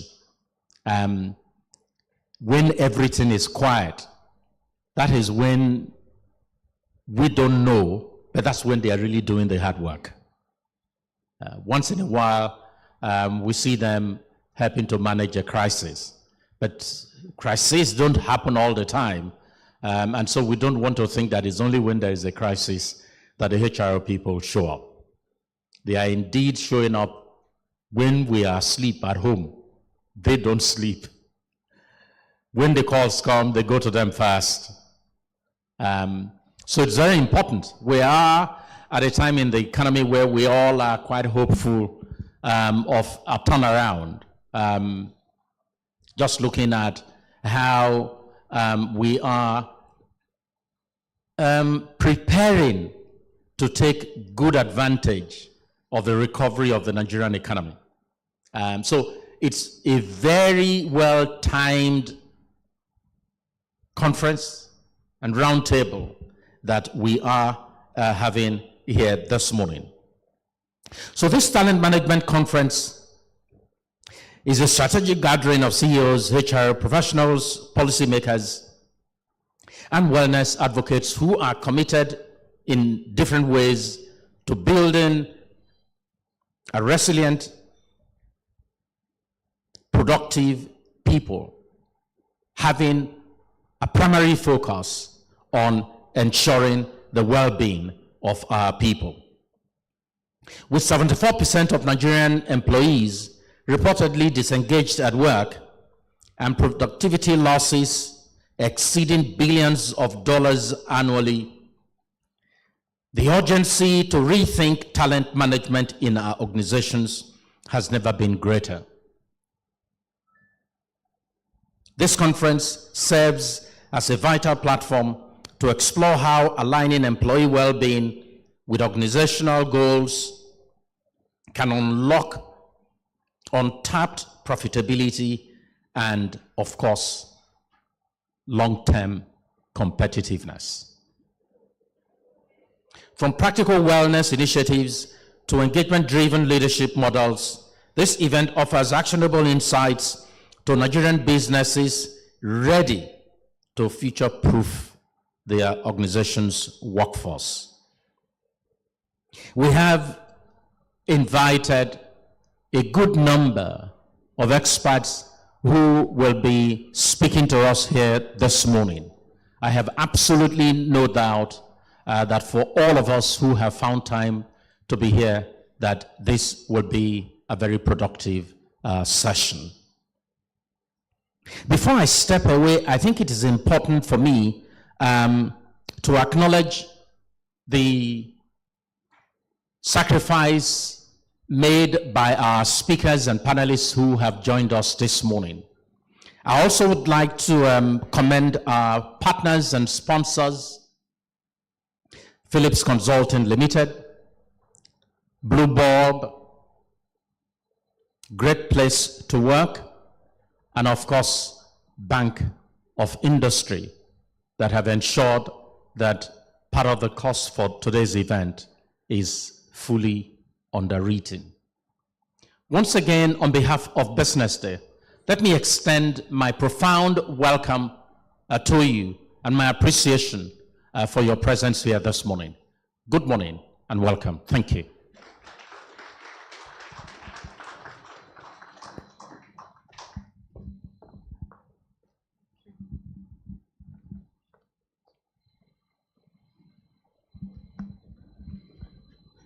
Thank you very much to the publisher of Business Day, Mr. Frank Aibogun, for that welcome address. Without taking any more of our time, I'd like to also make welcome a seasoned executive for over 30 years.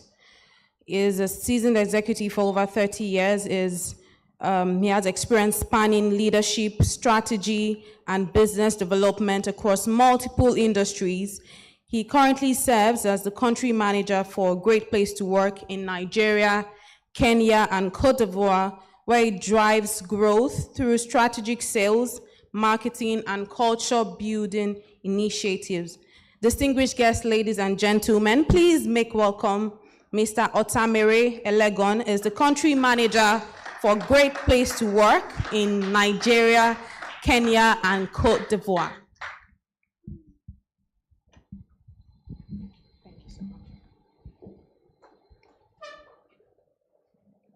Good morning, ladies and gentlemen. It's a pleasure to have you here today. I want to take special time to thank our partners, Business Day. We went out looking for a media partner, and happy to say we have found one in Business Day. And the beautiful thing about the fact is that Business Day is a great place to work. Our biggest challenge at the onset was to say, if they did a survey and they didn't become a great place to work, we're not certified as a, what would happen? But when they did a survey, resoundingly, they're a great place to work. And so it's easy to have those conversations with them. We are here today to talk about employee well-being. And in putting together this presentation, the question was, what would be the appropriate topic for this? And I talked about the fact that we needed to have, or talk about the science and art of employee well-being, insights from great workplaces. It made more sense because in this room we have people who are more science inclined, we have people who are more arts inclined, and so being able to find a bridge with this presentation will be great. We are a Great Place to Work, the global authority on workplace culture, available around in about 170 plus countries globally. For us, the reason why companies are great workplaces is the level of trust that exists in these companies. And it's not far-fetched. We are all from families. Even with blood relationships, sibling rivalries can result in problems where the trust levels are not clear. And so if you imagine that if we have blood relationships and we have rivalries and strifes, imagine what it would look like if we are in an organization where we have people from different walks of life, from different ideologies coming together.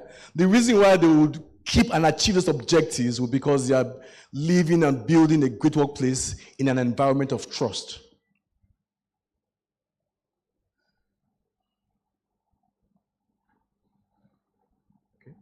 So I have a couple of open quotes. One that says, the real voyage of discovery lies not in seeking new landscapes, but in having new eyes. Sorry? What's going on? Okay. Another one says, work is fundamentally about people and their well-being. It is essential for organizational success. So I will try with this session basically to talk about how data-driven insights and real-world examples can illustrate why companies need to cultivate a good workplace culture. Looking at meaningful work management, trust, employee support, and financial security.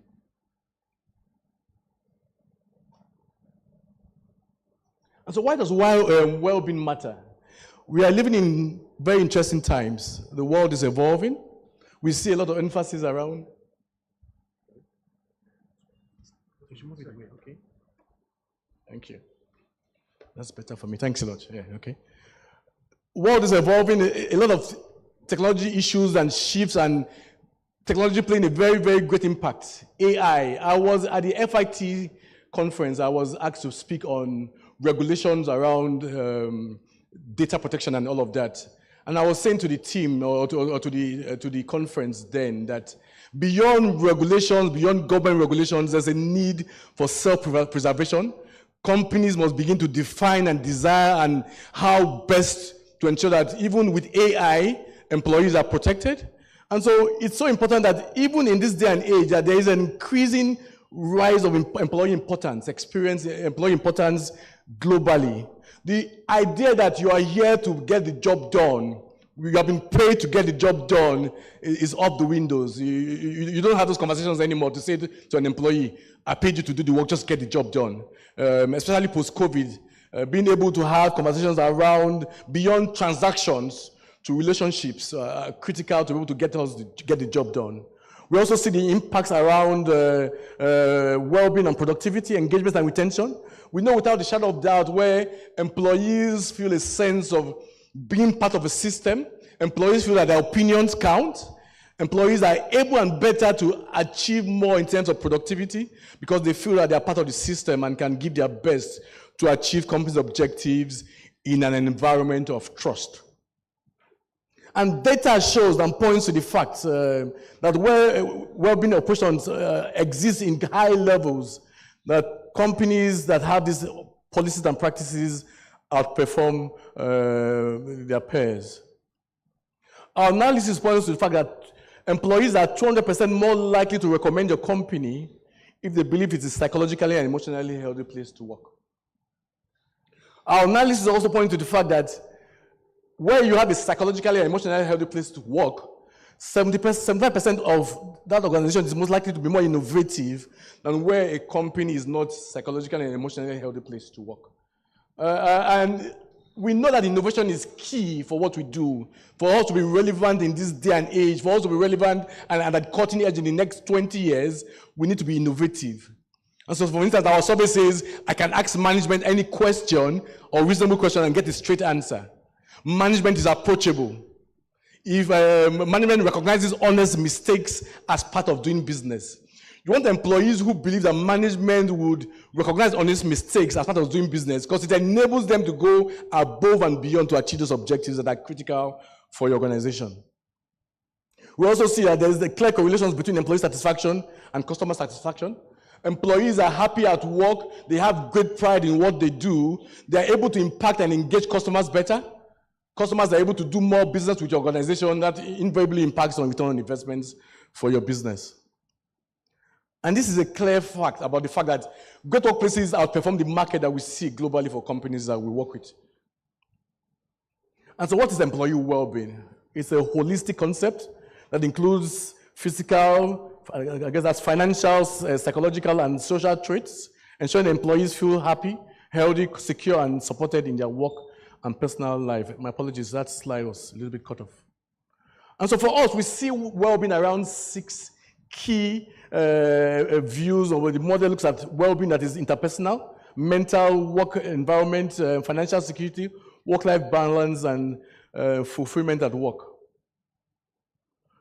So it is a science and an art, because we have data that points to the fact that where employees are happy at work, they are able to do better. Their best work is where they feel part of the organization and can contribute their quota. We're able to measure engagement levels with various surveys. Our Trust Index survey measures employee levels of engagement and satisfaction at work. For us, trust is around 5 dimensions. Is management credible? The senior leaders understand the business. They don't know what the future of the business looks like. The senior leaders embody the values that we preach. We say, for instance, that integrity is a core value, or it's part of the practices that we have. Do we see it lived in the lives of leaders? We measure respect. Post-COVID, respect has become one of the most important aspects around our measurements, employees crying out to be recognized, employees crying out to say that they deserve to be given a fair hearing at work. We measure fairness to say the employees feel a sense of fairness at work. Do they feel that?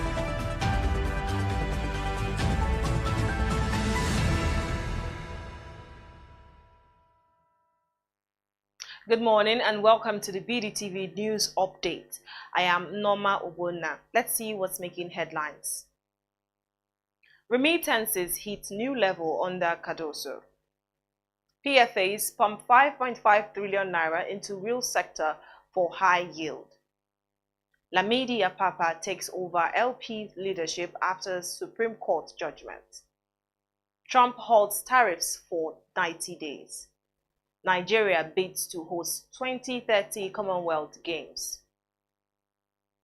Let's begin the news in Nigeria, where the remittance flows into the Nigerian economy rose by 9% to $20.98 billion in 2024, marking the highest level in 5 years under the leadership of Olayemi Cardoso, governor of the Central Bank of Nigeria, CBN.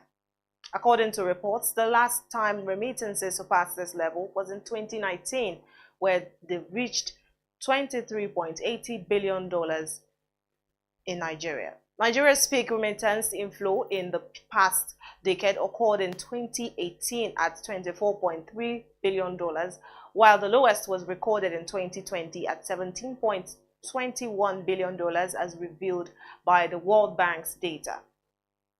Moving on, pension fund administrators, PFAs, have invested 5.51 trillion naira in Nigeria's real sector to reap high yields and drive the nation's growth.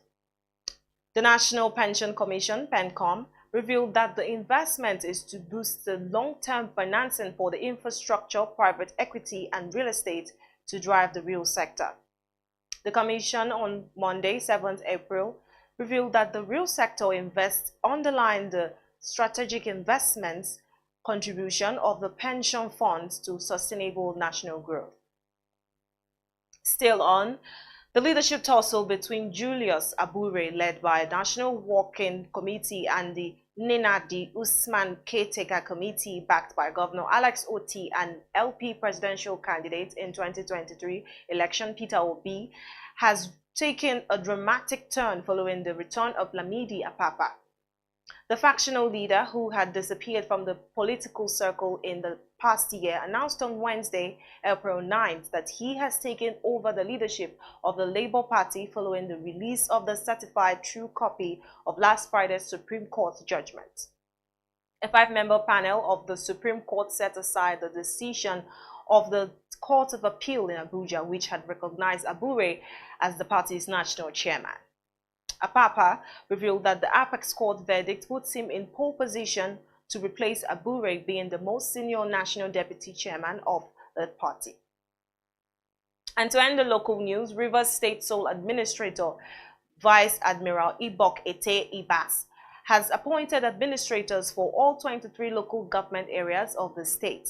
The appointments were announced less than 24 hours after a federal high court in Port Harcourt issued an order barring the administrator from appointing officials to oversee local government councils. The ruling, delivered by Justice Ahmed Mohammed, came in a response to a suit filed by the PLEX Center of Civic Education Initiative led by Courage Sirimovu. The sole administrator also appointed Michael O'Day as the new chairman of Rivers State Independent Electoral Commission.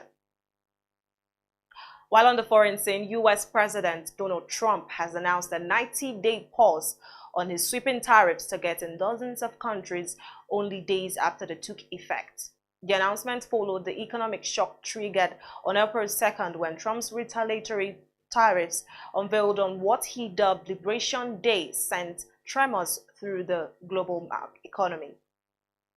According to reports, China was exempted as Trump raised duties on Chinese imports to 125% effective immediately, citing Beijing's lack of respect for global markets. The United States has slapped baseline 10% levies on all imports, with some African nations being heavily affected. Also, Niger military government has officially made Hausa the country's new national language, moving away from its colonial past where French played a central role. Hausa is already the most commonly spoken language across Niger, especially in Zinda, Maradi, Tahoa regions. The change was announced in a new charter released on March 31, published in a special edition of the government's official journal. Other 9 local languages were also officially listed, including Arabics. And now to sports. Nigeria has declared intentions to host the 2030 Commonwealth Games. The Nigerian Olympic Committee, NOC, confirmed that it has officially submitted the expression of interest before the March 28 deadline set by the Commonwealth Games Federation. The bid proposes Nigeria's capital, Abuja, as the host, years after hosting a major international sporting event in 2003, where it staged the 8th All-Africa Games. To end the news, former Manchester United midfielder Nijema Matic has labeled Andre Onana as one of the worst goalkeepers in the club's history. Matic revealed this earlier in the week while responding to Onana's comments that United were way better than French club Lyon as the two sides prepared to beat in the Europa League quarterfinals. In response to Matic, Onana also posted on social media denying allegations that he was being disrespectful. And that's where we wrap it up for the news update on BDTV. I am Norma Obona. Stay tuned.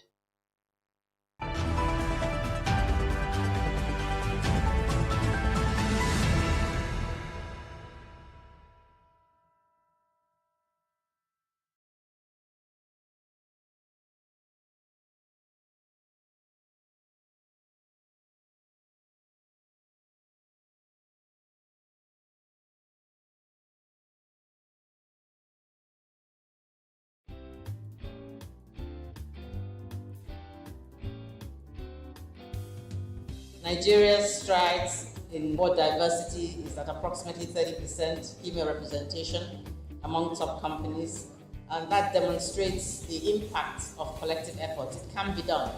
So with intentionality, we can replicate this across all sectors and all levels. Please let us continue to champion gender equality and women's empowerment for national and global prosperity. Just like the keynote speaker from Opeke said today, that when you start on a journey, you never really know where it's going to take you to. Yeah, so you have an idea. We had a plan. We're very intentional. There was clarity around the vision, clarity around our model, and we took it in stages. And as we've gone along, new ideas have come in from the advisory board members, from all the volunteers that have come in. The important thing is that the core principle is, in line with the vision, is to develop women to build a better nation. And we're focused on building leadership capacity through structured mentorship and also the advocacy part of our work to try and ensure that the right policies, the right laws are promulgated, and that where policies and guidelines already exist, that they're reviewed if they're not fit for purpose, to ensure that every human being, male and female, has an equal opportunity to actualize themselves and to, achieve their aspirations. Well, what I'd like them to take away is that, first of all, it's a mentoring book. It's a reference point. It's a guide. What we've done here as Whisker is to chronicle, the path that we have trodden in terms of mentorship for the last 16 years. So it's very, very rich in terms of evidence-based, in terms of, a track record of a model and a methodology that actually works. So we're hoping that, everybody will pick up a copy of this book, try and get access to it, either physically from the Whisker office or online, because we're going to make sure it's available online on Amazon. And through this process, appreciate the importance of having a mentor, having a role model, having a sponsor, building relationships, and all the things that we teach, in the Whisker School of Excellence. It's a talent development solution. It's a leadership development toolkit. It's a guide for training your staff. So I think in every secondary school, in every university, in every office, if you're looking for how you can better manage your talent, not just your female talent, your female and your male talent, then this is a book that can really help you. And we've tried to fix the price at a level that we think is affordable and accessible to everyone. Because what we're trying to do through this book is to democratize mentorship, because we feel that mentorship is so important. Meetings at 1 a.m. Now, women who are married or in committed relationships and things like that find it difficult to attend 1 a.m. meetings. And these are where decisions are taken, far-reaching decisions. You say, oh no, everyone's working during the day, we can only meet after midnight. No, you have to make sure that we change the culture of politics to suit women as well. It's important for structures such as, I spoke about the passing of the bills, the gender bills in front of the National Assembly. This gender bill encourages the 35% affirmation bill, which we have signed in Kwara State, to make sure that there's 35% and women at least, to also make sure that women have special seats, so that certain seats, go to women, to make sure that women's have, because currently women's spouses who have foreign spouses cannot get Nigerian citizenship. Yeah. This is not the case for men. Men who have foreign partners, their spouses get citizenship. Yeah. So that would also, encourage women in this regard if all these gender bills are passed. Apart from these gender bills, that takes us to the table. I talked about the culture of politics, making sure that the culture is friendly to women. Yeah. It's very important not to have meetings at 1 a.m. in the morning. Yeah. It's very important to make sure that women are informed of these meetings, giving adequate preparation, and made to, take one step further, are able to use their voices. Now, for what we've done in Kwara State, we, encourage that more states do that, and we have seen more states also do that. I told you we have the youngest female House of Assembly member in Kwara State. And this is fostering a young woman to use her voice. And we have 5 women in the House of Assembly. Other states like Ekiti State have 6 women. We have states like Ogun, Ebonyi, and other states that have women deputy governors, and so many other states. So at the subnational level, we are seeing that increase going on. So at the federal level, that's why we're encouraged by the gender bills being passed. Now we get women at the table. We want them to be able to stay at the table. So the mentorship and sponsorship is important, because for a woman to go into politics is very expensive.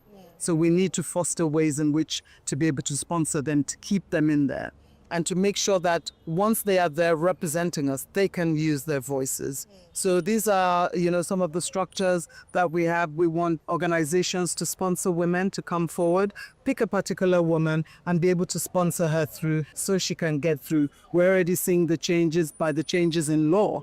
We need laws to be changed, and the changes are coming in law. Then we need to change the norms, and culture. Yeah. So I talked about transforming norms. We had a conference in Abuja where we invited traditional rulers to come and talk to us about their role in transforming norms. In certain places, women can't do certain things. So the more we are able to mainstream that women can participate in certain things.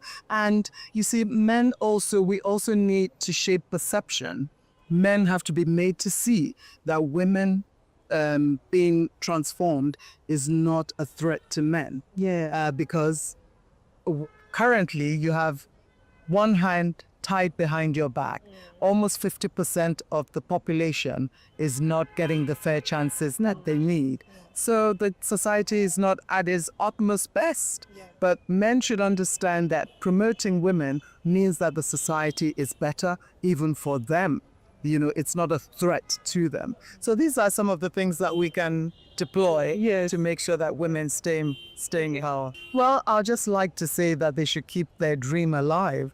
I decided around the age of 6, I told my dad I wanted to follow him. I wanted to go into the foreign service, and I kept that up. So believe in yourself and believe in your dreams. And then we encourage people now to have several streams of employment. In Kwara, I teach women skills acquisition programs, makeup and makeover, confectionery, sewing, tailoring, design, smelting, all kinds of things, drone technology for farming. We want women to go into farming, and do all these things. So have a separate stream of income as well to support yourself. And, the sky is just the beginning.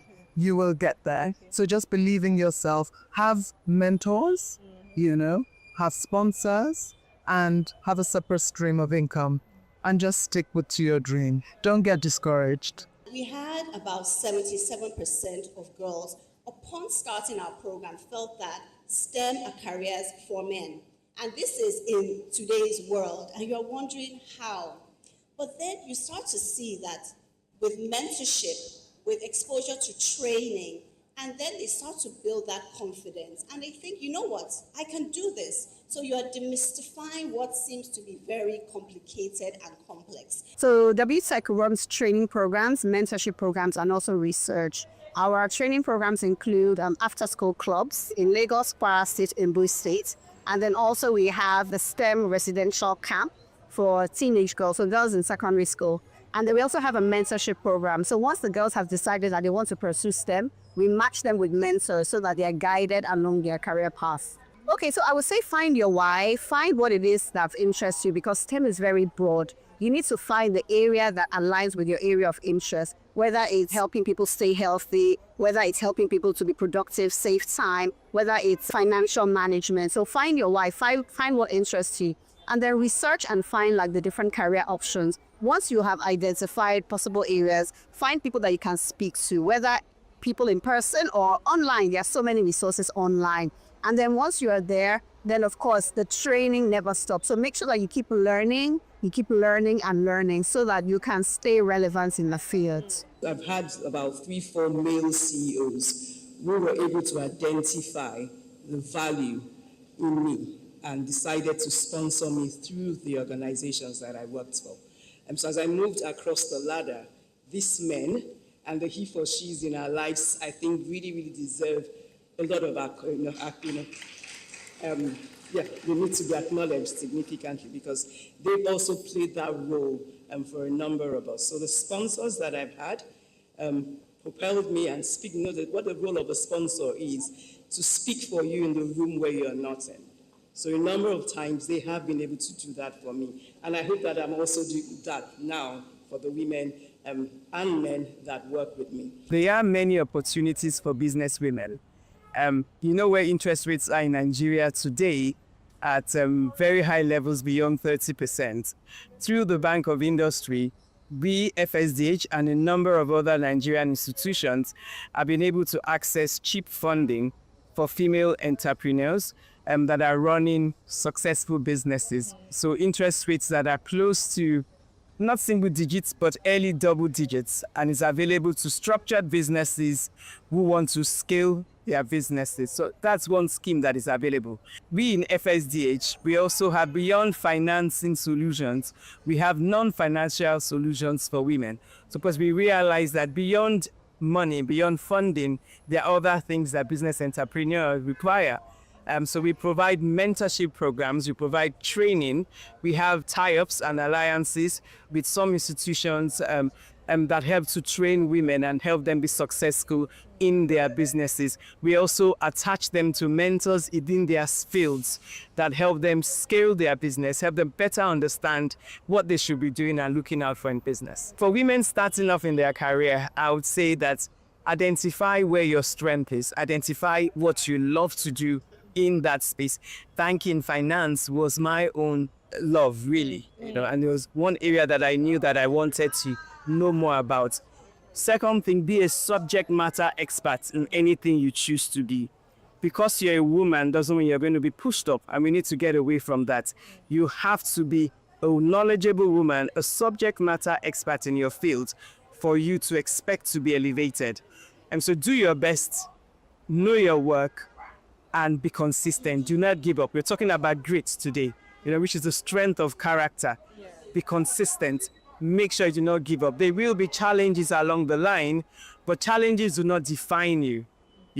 Challenges actually help you to scale. So embrace those challenges and you'll be amazed at what comes out of you.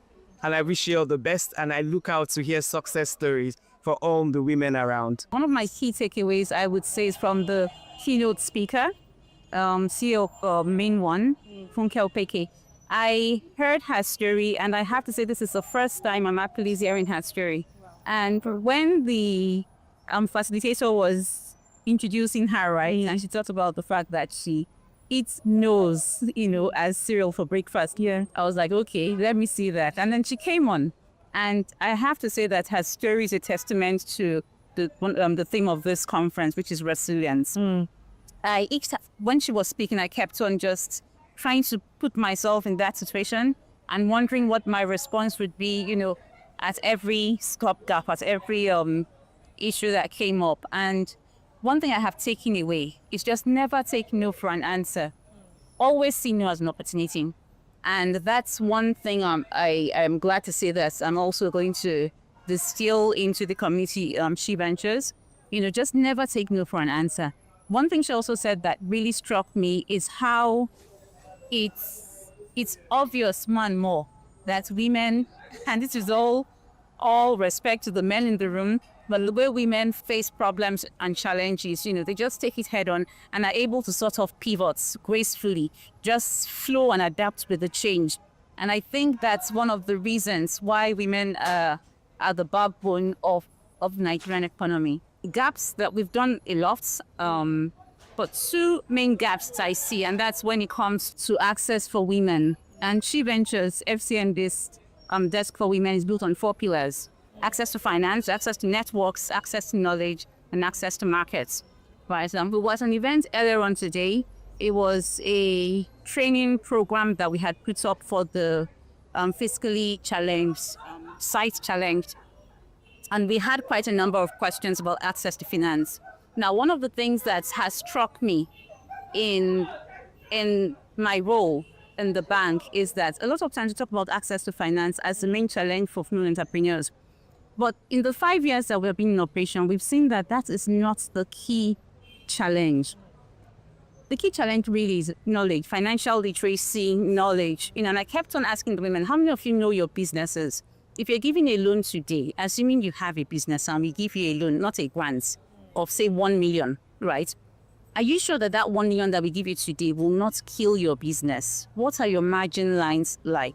We're giving you this loan at 16%. How are you going to ensure that you pay it back?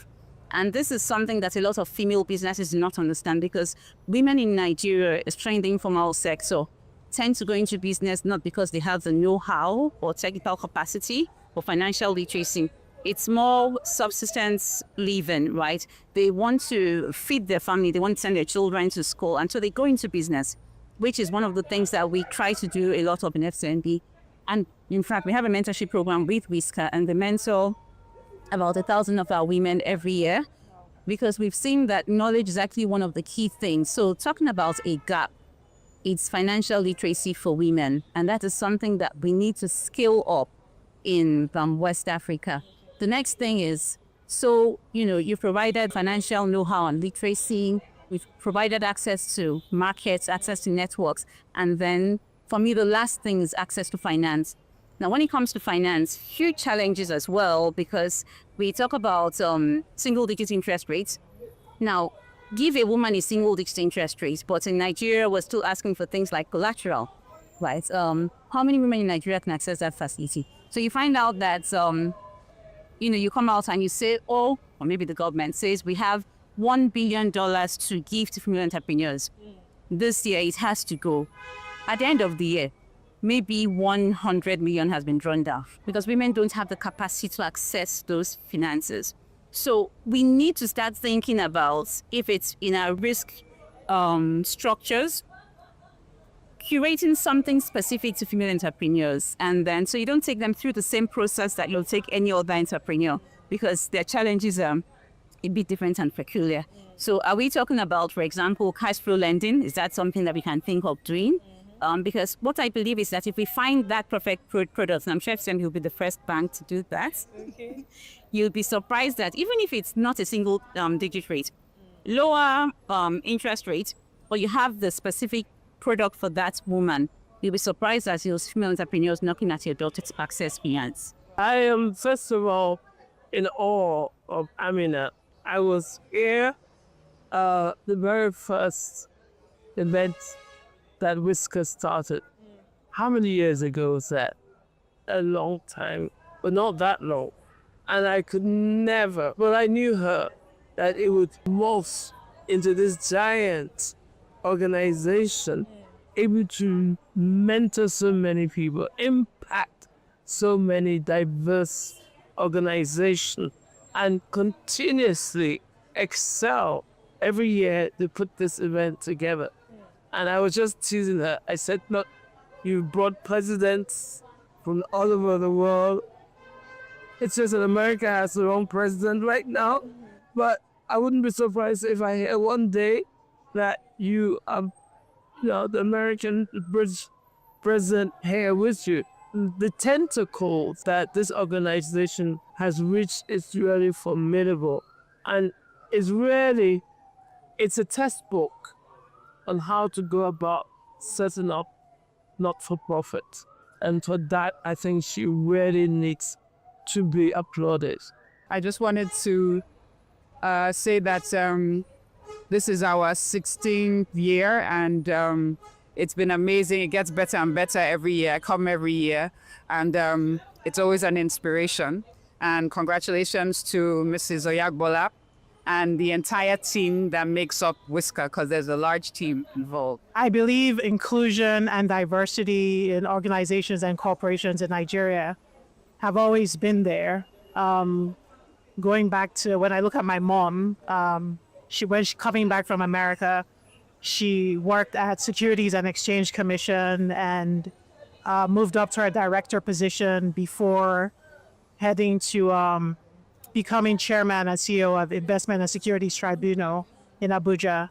And I know a lot of other women like her. So it's always been there for women, maybe just not in leadership roles in comparison to men. And I think the thing is women just need to be bolder, braver, persistent in trying to achieve their career and business goals in Nigeria. Yes, it can be a difficult country to navigate, a difficult terrain to navigate culturally, but it's definitely there for the taking if you do want to succeed, if you do want to be successful in your career and in your business. Just be persistent, just be brave, just be bold, and go for it. Please allow me welcome you. Conference, but also effective execution. I wanted to just take the privilege in introducing our keynote speaker this morning, the distinguished Commissioner, Professor Akin Abayomi. Now, you have a profile of the distinguished professor in the copy of the program that you are holding. And of course, you know that he is a professor of internal medicine. I wanted to just introduce him as the angel from God who helped to lead us through COVID successfully in Lagos. Let us welcome the distinguished professor. Thank you very much. Thank you.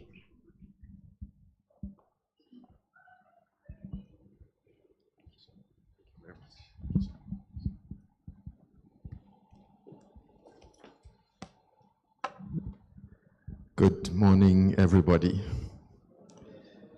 First of all, let me tender my apologies for coming a little bit late. There's so much happening at the same time. One has to try and multitask in multiple physical and digital dimensions. I think that the protocol has been well established, and I think we're running behind time. So let me just thank all of you for not only setting up this conference, but also inviting me to come and share some perspectives with you. And I can see my colleague right at the back, Larry Odushote, who the former commissioner for energy, who made sure that I attended this conference. Now I have a confession. The theme of this conference totally bamboozled me. And why is that? Because I normally like to think in the mind of the person that is developing the thematic paradigm of the conference and try and understand exactly what they're trying to say or what they're trying to get across. And I examined what we are doing in the public service. I reflected deeply on my own experience in private sector and academia. And all I can say is that as an individual, I am a victim of substandard or suboptimal well-being profiling of the workspace. And so this conference is very germane because it's not something, it's one of those softer topics that we don't particularly pay attention to, and yet we expect our staff to be super productive. I wrote and I developed 2 presentations. I did one and I put that aside. And then I started another one last night. And this morning, I'm putting it aside. And as I was listening to the previous speaker, I realized how complex this topic is. And so I'm going to just touch on a few subjects, and I'm not going to use any slides because I want to have a conversation. And one of the important things that jumps out at us when we reflect on the well-being of the employee is that sense of belonging.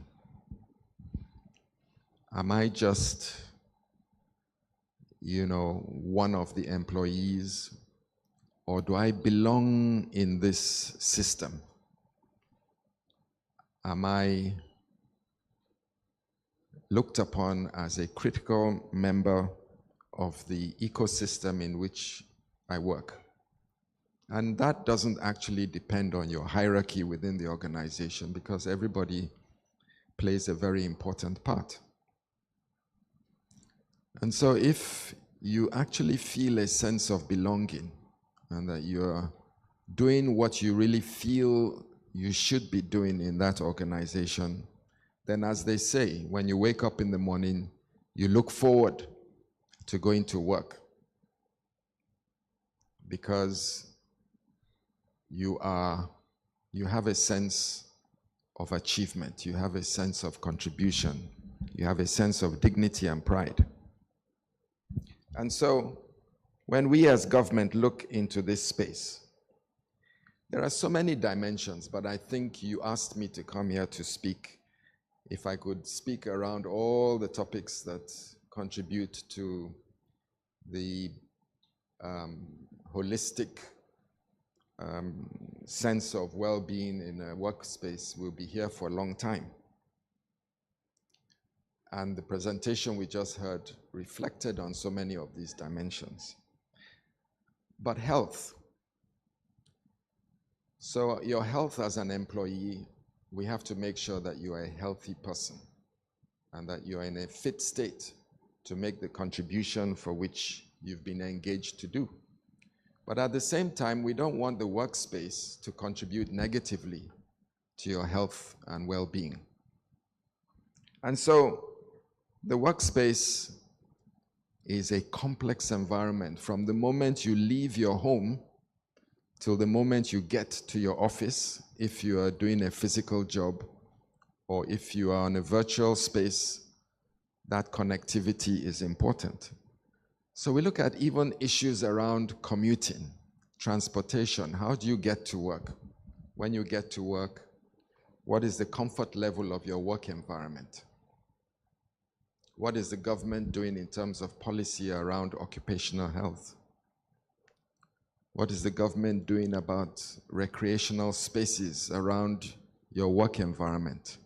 Do you have to get up at 4 o'clock in the morning to get to work? And then you are dredging the fact that as you knock off, you're going to be spending another 2 or 3 hours commuting to get back home. So, government's role is very holistic. Our job as government is to improve the livability of a system, of a city, to ensure that when you are in the space of a city, whether you're living with your family or you're working or you're commuting, that it is easy for you to be in that environment. I have people that I know very closely that live in Lagos, commute back and forth.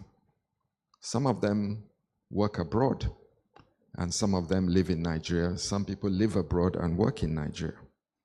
And I often ask some of these people, what is it like when you leave Lagos and you go to some cities where seemingly it is much easier to get around?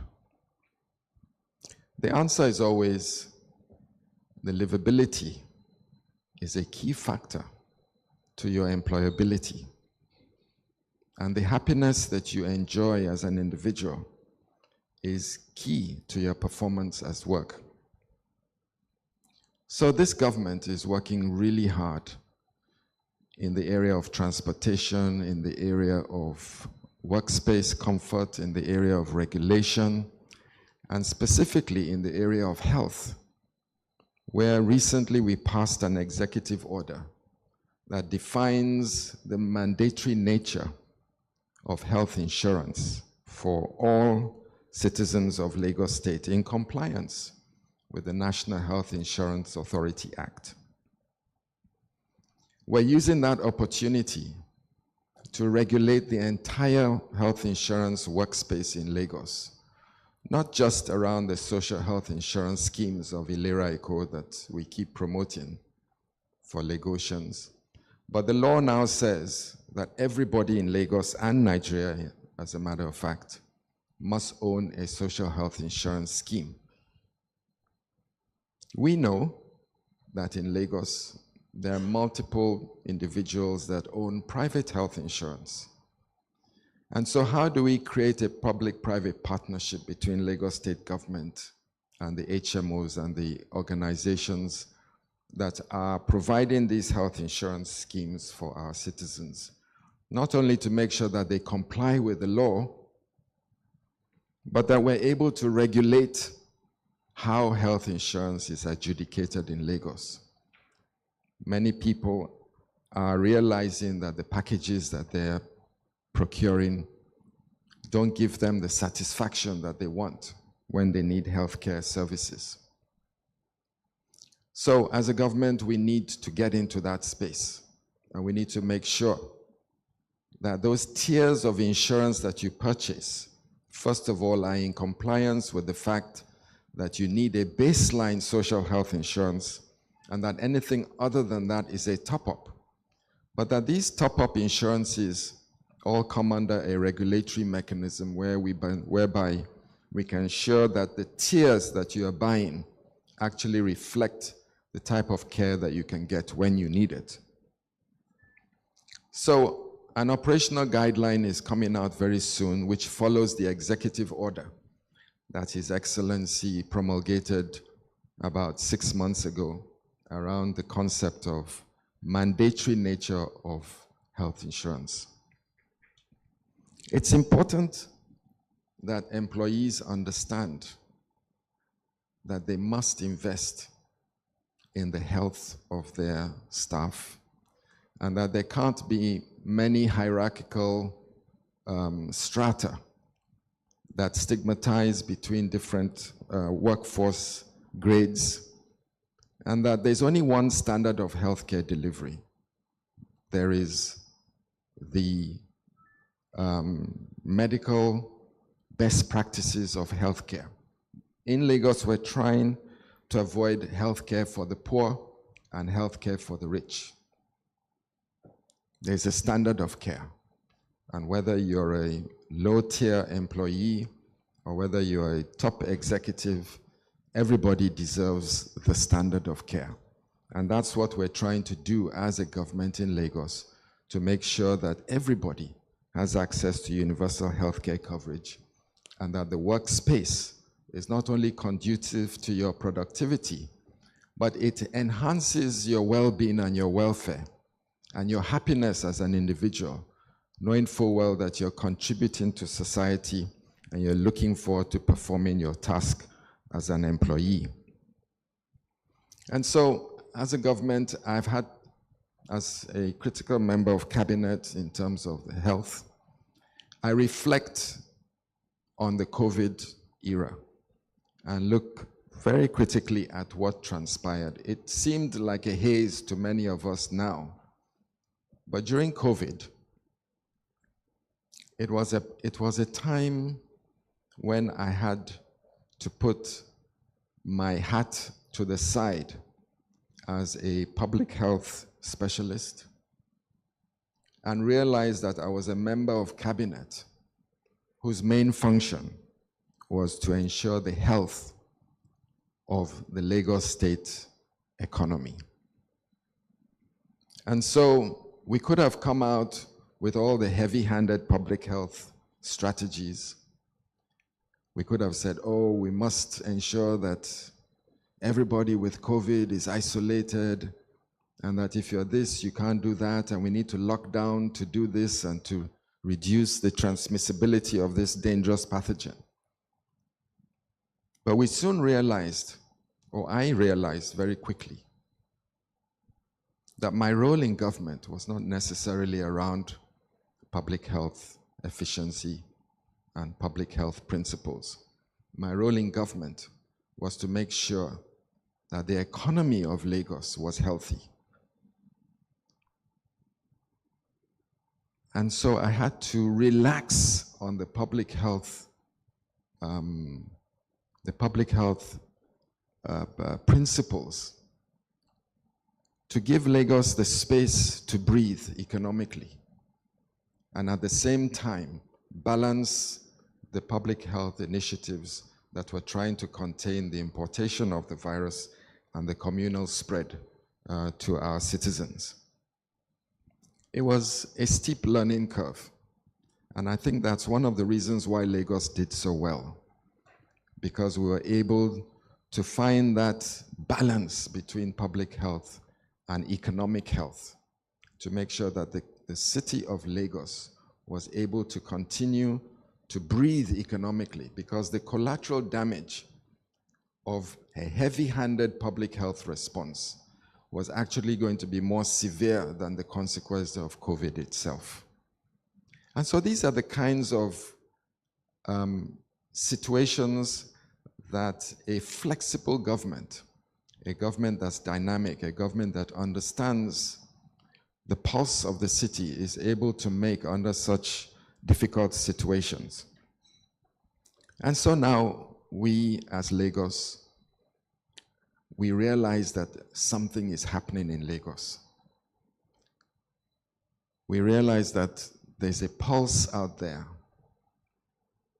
that we can feel, particularly around the Christmas period, when we talk about this massive influx of people. We talk about Lagos, London, Paris, Milan, New York. Everybody's adding Lagos to that concept. So Lagos is becoming an international cosmopolitan city. And so as government and as private sector, we need to come together. And I think that this conference is actually very poignant in that regard. It has made me think deeply, and I want to thank the organizers, because up till now, I haven't really reflected so much on this area of the welfare of the workspace and the well-being of our employees, because we're focusing on so many issues, crises. Every day there's something new in Lagos. But if we're going to become a globally competitive megacity, and according to the Lagos 2052 Lagos State Development Plan, which is a 30-year development plan, I think Lagos is the only governed space in Africa that has a 30-year development plan. One of our targets is to become the model megacity of Africa. The city that has one of the highest levels of comfort and livability. A city whose GDP is on the constant rise. A city where there is security, where there is ease of commuting, where there is security of health, of power, of water, of recreation, where our kids and our families can prosper and feel comfortable. And so it's a multi-dimensional approach, and government has a very significant role to play here in terms of policies, guidelines, and legislations. And so I'm going to take the messages from here. In fact, I've pushed my manifest further down by 2 hours because I looked at your program and I felt that I needed to really listen to some of the concepts that are going to be presented here. So as you thought I was going to come here and impart to you, well, the good news that I'm going to impart to you is that I'm here with listening ears. I'm here to actually take something away from this conference and start to promote more attention towards the welfare and the well-being of our workspace, the comfort, the flexibility. We know that we are a gender-balanced government. We have a he for she executive. Our cabinet is very well balanced across the genders. We have programs around disability. We have programs around domestic violence. We have programs around wellness of mental alacrity. We're building infrastructure that deal with these kinds of issues. We're working around the clock in the sectors of health, transportation, agriculture. In the agricultural sector, we're building a massive food security hub between Ikorodu and Ekpe to make sure that Lagos, which is not an agricultural environment, is able to take advantage of its expertise, both in the business sector, in the private sector, and the academia, working alongside government to make sure that we can harness food security, bring in food from different parts of Nigeria, from different parts of West Africa, and add value to ensure that we have a constant supply of food and a constant price towards the acquisition of food materials for our citizens. And so, multimodal transport systems over water, rail, road, expanded rail systems, air. We're trying to build a second airport on the Lekki axis. Lagos is expanding by the second. And sometimes we are the victims of our own success, as we find now that the attractive commercial environment of Lagos is ensuring that there is a constant inbound migration of people seeking the lights, the splendor, and the commerce of Lagos State, seemingly the security of a megacity. And so, once again, I really applaud the organizers. You have given me a lot of time to reflect. Normally, it doesn't take me this long to present or prepare a presentation. I did two. I didn't present any of them because I felt that, I hadn't really spent enough time trying to understand the concept of what we're discussing here today. So I'm here really on a learning curve myself. I really enjoyed the first presentation. I have my notes. I have our own idea of what government is trying to do. I think Lagos State is doing quite well, but we're not there yet. If we're going to achieve in 30 years, taking Lagos to be the model megacity of Africa, to be able to compete globally. When we talk about Lagos, we should be talking about Lagos synonymously with Hong Kong or Singapore or any of those great megacities around the world, Malaysia, Kuala Lumpur, where life is easy, where people are happy, where the individual has security around their family, has security to get to work, feels a sense of achievement and belonging, and where the government ensures that nobody is left behind, working hand in hand with the private sector. And I just want to say that we keep talking about the success of COVID in Lagos. And I'm not sure if everyone realizes what a significant role the private sector played in Lagos' success. As from the moment of the index case through the first wave, our numbers started to exponentially rise, way beyond the capacity of the public sector to manage. And if it wasn't for the deep collaboration between government and private sector, which escalated our ability to diagnose, our ability to contain, our ability to move people around, the logistics, the supply chains, the communication, all of that was supported by the incredible minds that we have in Lagos State. We set up multiple think tanks, which ensured that we had the sharpest minds in Lagos contributing to the Lagos State COVID-19 response. I personally was extremely proud of Lagos and Nigeria as a flag bearer of the ability to rise to such a challenge that was about to threaten both the economy and the lives of our citizens. It was a pleasure being part of the COVID response, but I want to say that the COVID response in Lagos had a huge and dramatic input from the private sector.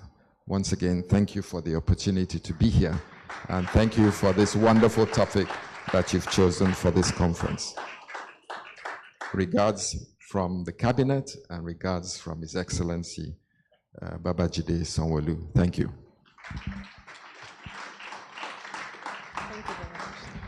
Thank you very much to the Honorable Commissioner for the Lagos State Ministry of Health for that brilliant presentation, that brilliant keynote address, and thank you for all the work that you've done, all the work you've been doing, and thank you for saving us from COVID-19.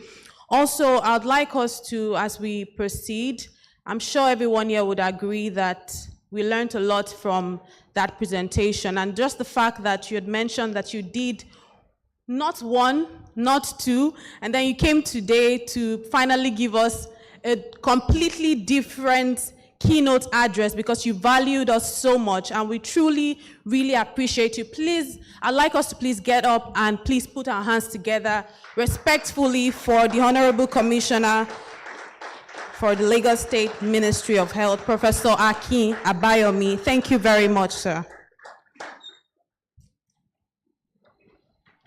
Today we'll be having lots and lots of interesting conversation here, and our first panel today will be speaking on designing wellness programs that work and lessons from great workplaces. And on this panel, we've got some truly brilliant professionals, and I'll be calling them in no particular order today. I'll be calling on the head of Human Resource Department at FSDH Merchant Bank. Please put your hands together as she comes up. Thank you very much. Her name is Olubukola Lanipekun Lawal. Also, the Director for Organization and Human Resources at Lafarge Africa, Gbemiga Owolabi. Please put your hands together as he comes up. Also on this panel, we've got Olanike Martins, the Chief People Officer at Premium Trust Bank. Please put your hands together for her. We also have Senior Consultant at Philips Consulting Limited, Tracy Afolabi Johnson. And to moderate this panel, we have the Group Head for Human Capital Management and Development at First Bank, Mr. Olumuyiwa D. Olulaja.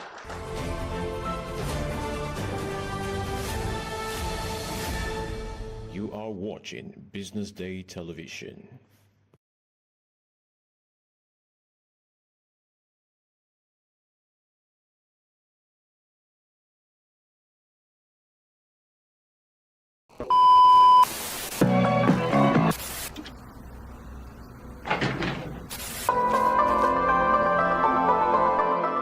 This is the Business Day Television broadcast.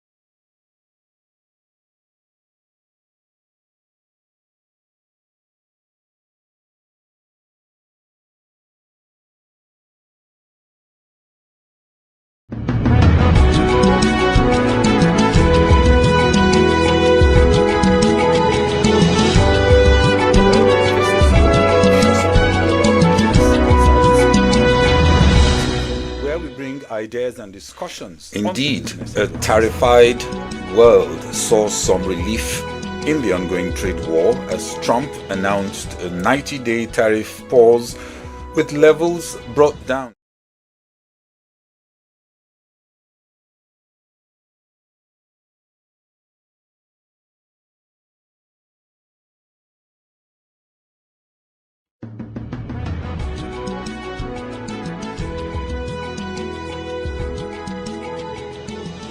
Hello, this is Bode Oshosami on Global Business Insights on BDTV, where we bring ideas and discussions on the business headlines.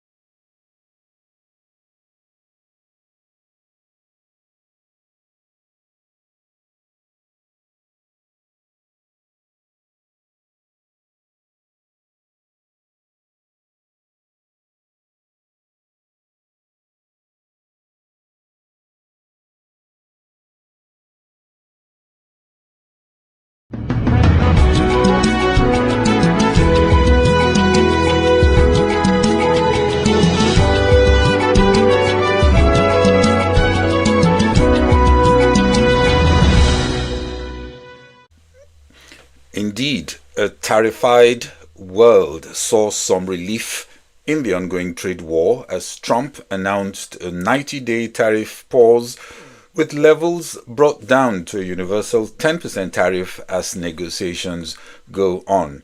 A carrot only for those who chose to negotiate. That respite, however, does not apply to China, which will see US tariffs on its goods rise to 125%, a stick for China for daring to raise its tariffs on the US to 84% in retaliation. Yesterday, Trump also signed several executive orders focused on deregulating markets, including one aimed at ensuring federal regulations do not block entrants from entering new markets. Hello and welcome to Global Business Insights, where we bring you more depth on the latest business headlines. Today we replay two previous clips featuring Juliet Anama, CEO founder CG&R Strategy, on what companies could do as they cope with very unusual uncertainty, and another replay on the different era of dissatisfaction that we are in. But first, some of the headlines. In Nigeria, the central bank announced a balance of payments surplus of $6.83 billion for financial year 2024. This was a remarkable turnaround from deficits of $3.34 billion in 2023 and $3.32 billion in 2022. It also reflects the impact of wide-ranging macroeconomic reforms, stronger trade performance, and investor confidence. Wall Street saw a historic surge after the U.S. administration paused tariffs, closing on a strongly positive note. Nasdaq spiked up over 12%. The latest pause suggests to markets that the goal is tariff negotiation and hopefully ultimate tariff reduction. It also shows the administration has one tariff track for the rest of the world and a different one for China. Oil prices also bounced back as risk appetite returned to markets. Brent crude up over 4% yesterday after the pause. Delta shares were up yesterday, though down 40% year to date as the airlines beat earnings expectations for the first quarter in 2025, but revised its guidance for the current quarter to a lower range. In an unusual move, which may soon become the norm for others reporting on Q1, it pulled its guidance for the year due to the broad uncertainty and lack of economic clarity, making it difficult to give an updated full-year outlook. Delta also warned that it would defer deliveries of new aircraft if hit with tariffs on products from Europe. Also, Walmart at its Investor Day warned of tariffs hurting profits after it walked back its first quarter operating profit growth guidance. This morning, we got data from Egypt showing the annual urban consumer price inflation rose more than expected to 13.6% in March from 12.8%. Monthly CPI increased by 1.6% in March, the most in 6 months, accelerating from a 1.5% gain in February. How do you manage a business in a time of high uncertainty? The first one, remember the words from the U.S. Secretary of Defense during George W. Bush's time, Donald Rumsfeld. Rumsfeld said, there are things that we know. Those are known knowns. There are things that we know we don't know. Those are known unknowns. And then there are things that we don't even know that we don't know. I think a period of high uncertainty certainly forces a business to reconsider what it knows and what it doesn't know. And then armed with that very frank admission of what the company knows and what it doesn't know, then it can go into really running multiple scenarios, stress testing its strategy and its execution. Hardly any well-run company has ever gone down because of high uncertainty. It's always related to the strategy and execution. There is a US company, US-based company, it's retail, it's clothing, and it manufactures in China. Okay. Now, since April 2nd, what does the company now know? it knows clearly that compounded tariffs will mean that the company's products being shipped from China will attract 54% in tariffs. That's known. It also knows that it cannot ship small packages because the de minimis threshold no longer exists. Thirdly, it also knows that it cannot really pass tariffs, the cost of those tariffs directly to the consumer. There's going to be price sensitivity. So those things are clearly known. Some of the things that it will classify as known unknowns, for example, will be it would want to, a company like that will want to start establishing new sites for manufacturing. But where? It's not clear. Vietnam, Cambodia, out of the question. Does it now start to consider countries in Africa, countries in Latin America, taking advantage of the lower tariffs there? Possible, but what about consistency of supply if they are not yet tested? What about getting those products at the same quality in terms of what it's been getting from China? So those are known things it can do, but a lot of unknowns in terms of what the possibilities are.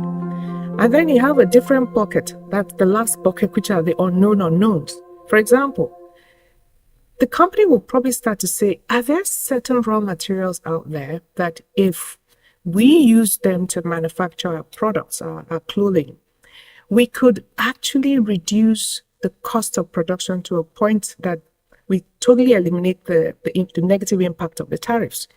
Unknown. What if the company takes the next 4 to 6 months and completely shifts its manufacturing base to, let's say, El Salvador in Central America, and Trump unwinds the whole thing after like seven months? That, again, is very much unknown. But if you look at everything, the examples I've given on this particular issue of tariff uncertainty around tariffs, all the changes that a company is going to make, everything to do with strategy and execution, is all happening around a very narrow scope of areas. So consumer price sensitivity is one, supply chain is another one, logistics is another one, possibly product design could be another one. Okay. So that brings me to my second point. High uncertainty typically generates a high velocity and frequency of discussions and anxiety and thoughts and actions. So much so that you end up in a situation where the shadow of the dragon becomes much more dangerous than the real dragon itself. So the second thing I wanted to touch on is it's important during a time of high uncertainty like this to ring-fence the parts of the business that are not going to change. Marketing isn't going to change drastically overnight because of tariffs. Neither is customer service going to change. Neither is human resources, legal. There are lots of parts of the business that will not change. So ring-fence those and make sure that people are just doing their job and they're insulated from the high velocity of discussions, and rightly so. A lot of discussions and a lot of thoughts and actions we go into figuring out about consumer price sensitivity, figuring out about what new manufacturing sites, figuring out about logistics, shipment, what's the cost going to be relative to tariffs. All those things will have to change. So that's the second thing. The third component that I will touch on is be flexible around governance, in the sense that it might just be that you would have to have a short executive committee that really looks at geopolitics at a time like this.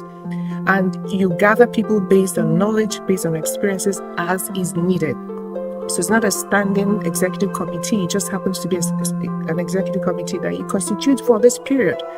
And it does its work, and you use it as a sounding board for all the actions and all the decisions that needs to be made, and that's it. The world's largest economy has in recent times seen a seismic political shift that has puzzled many. The declining support for the Democratic Party among working class voters that led to Trump 2.0 reflected a deep disenchantment with an economic system that, if the truth be told, under both parties concentrated wealth at the very top, enabled the growth of the financial sector and global stock markets at the expense of the rest of the economy, trapped people and countries in inescapable cycles of debt, and deprioritized the well-being of billions of not just Americans but people all over the world. In other parts of the world, like in Europe and the UK, high inflation driven by supply factors played out as COVID and a war in Ukraine complicated supply scenarios, drained wallets, and intensified the discontent. In Africa, the promise of stable democracies in the large economic hubs of South Africa, Nigeria, Kenya, and so on has not led to the broad economic well-being many had expected. The political evolution, some say, need time to play out and mature. Others say it is not delivering the vision simply because it cannot. In the US, Trump's grand new experiment that has been extensively derided by the best of minds as reckless comes at a time of deep hunger for a different path, which should start with admitting that the old order was not working for the majority. If you study how change works, there are two issues. First, the demand aspects of change, and the other is the issue of supply. Where the demand and hunger for change way exceeds the supply of a new appropriate course of action, the gap can lead to deeper dissatisfaction, but also patience with methods and ways that are odd, but many hope will lead to a new direction and mature into something better. The elephant in the room is that those who have opposed Trumpism are still weak on alternative proposals and still blind to the dissatisfaction that birthed a different movement. It is a good thing that Europe has woken up on the need to be more competitive, to spend more to defend itself, and be less reliant on a wealthier cousin across the ocean. They have Trumpism to thank for being dropped from the cozy nest and allowed to fly on wings they already had. For Africa, analysts are also right in saying the tariff blitz doing what years of diplomacy haven't, and that is to push African nations to double down on their stalled free trade pact.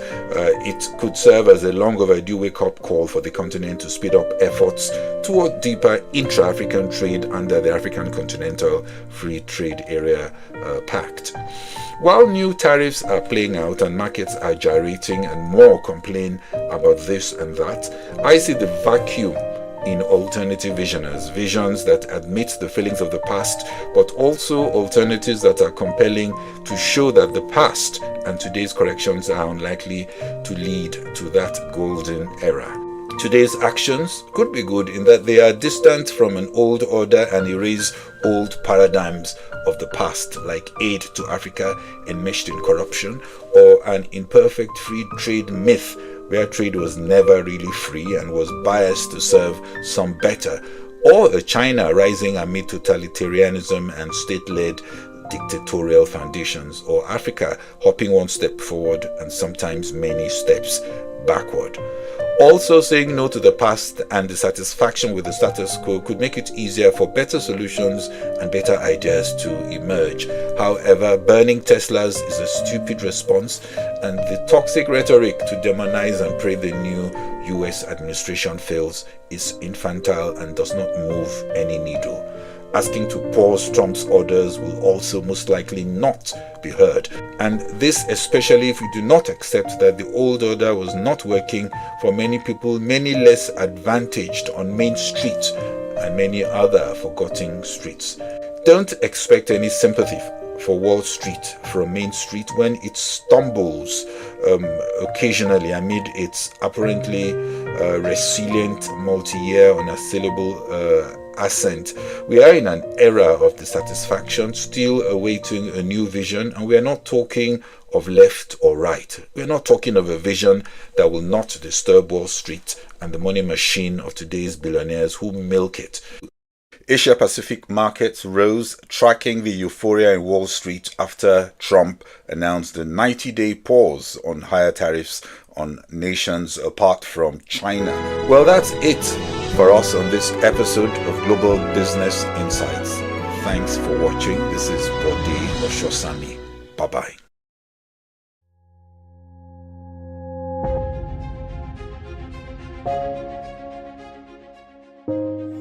Good morning and welcome to the BDTV Breakfast Show. I am Bethel Oladabe. My name is Elizabeth Musa. And this is the social listening segment on the BDTV Breakfast Show. We're talking about the Fly Nigeria Act. Can you give us a background into what this is about? We are here today on the streets of Lagos, Nigeria, to gather opinion about a pressing issue. I go look at the cost of petrol. We get very Nigeria with the suffer. The income is not really increasing, but the prices of items are increased. Nothing like service again, no. You only pray for that money to reach you that month. There's a lot of high pressure, a lot of stress. There's a lot of high targets to be met. I was quite strict. In my mind, I said, looking for my hand, my picking go spoil.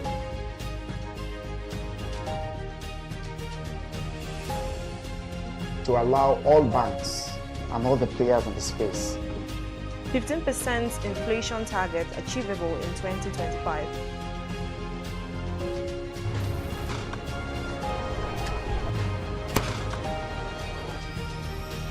The command and vision philosophy of both the Chief of Defense Staff, the Chief of Army Staff, and indeed all the service chiefs.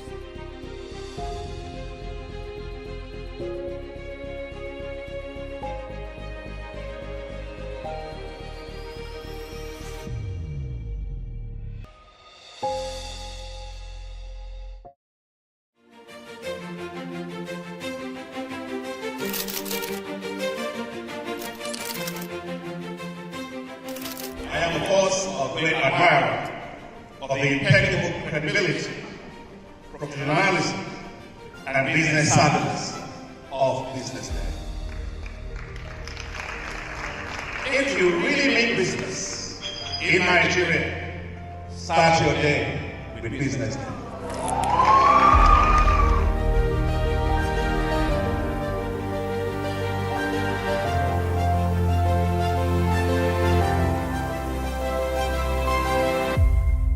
BusinessDay is West Africa's leading provider of business intelligence and information, delivering premium content across diversified media platforms, including online, mobile, and print. Since its inception in 2001 with a weekly newspaper production, BusinessDay has expanded its reach to provide exclusive content accessible through print, mobile, and online channels. Our premium offerings are further enriched with syndicated content from esteemed sources like the Financial Times, The Economist, and the Harvard Business Review. At BusinessDay, our mission is clear: to be the foremost provider of business and financial content, empowering readers to make informed decisions in Nigeria and Africa.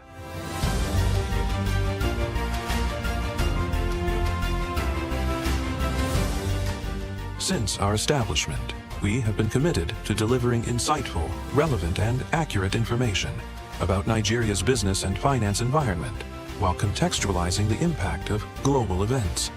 We monitor the stock market, analyze the companies driving it, and report on government policies and their economic implications. For being consistent in organizing these CEO forums for almost the last 14 years, I think this was a commendation, and I think something that will encourage them to continue. From decoding market trends to dissecting economic shifts, we offer actionable investment ideas and serve as a compass for decision-makers navigating complexity. Beyond headlines, BusinessDay fosters discussions on critical economic issues through impactful conferences and events.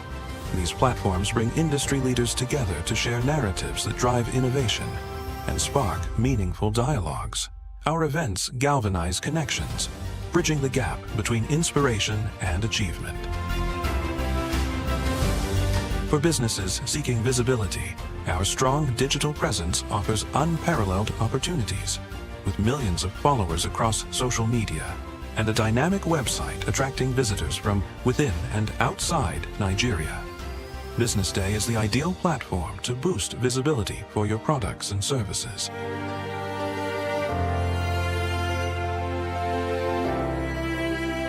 If you're looking for in-depth analysis and expert opinions on Nigeria and Africa's business landscape, BusinessDay is your guide. Please allow me welcome you to the BusinessDay Talent Management Conference for Thank you very much. Thank you so much, the MC. Good morning to everyone. Okay.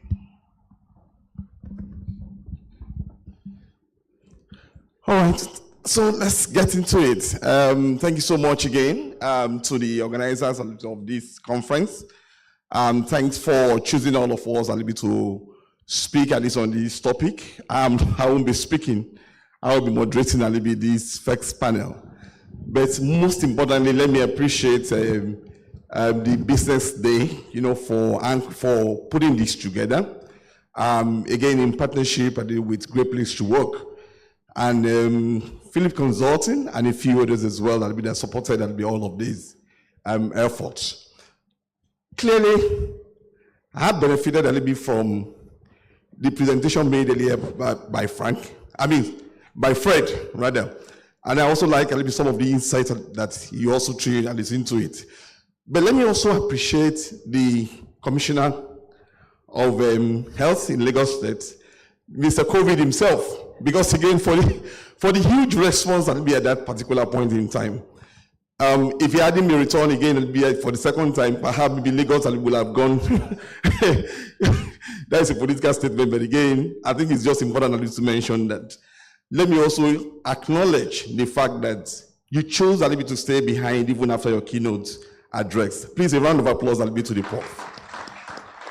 It's quite unusual to have such level of humility a little bit demonstrated by government functionaries, particularly after delivering a little bit their presentation, to the extent that they want to also listen a little bit to the private sector, so that you can take that back again a little bit to the cabinet. I think that deserves a little bit another commendation. So a round of applause a little bit to the Prof.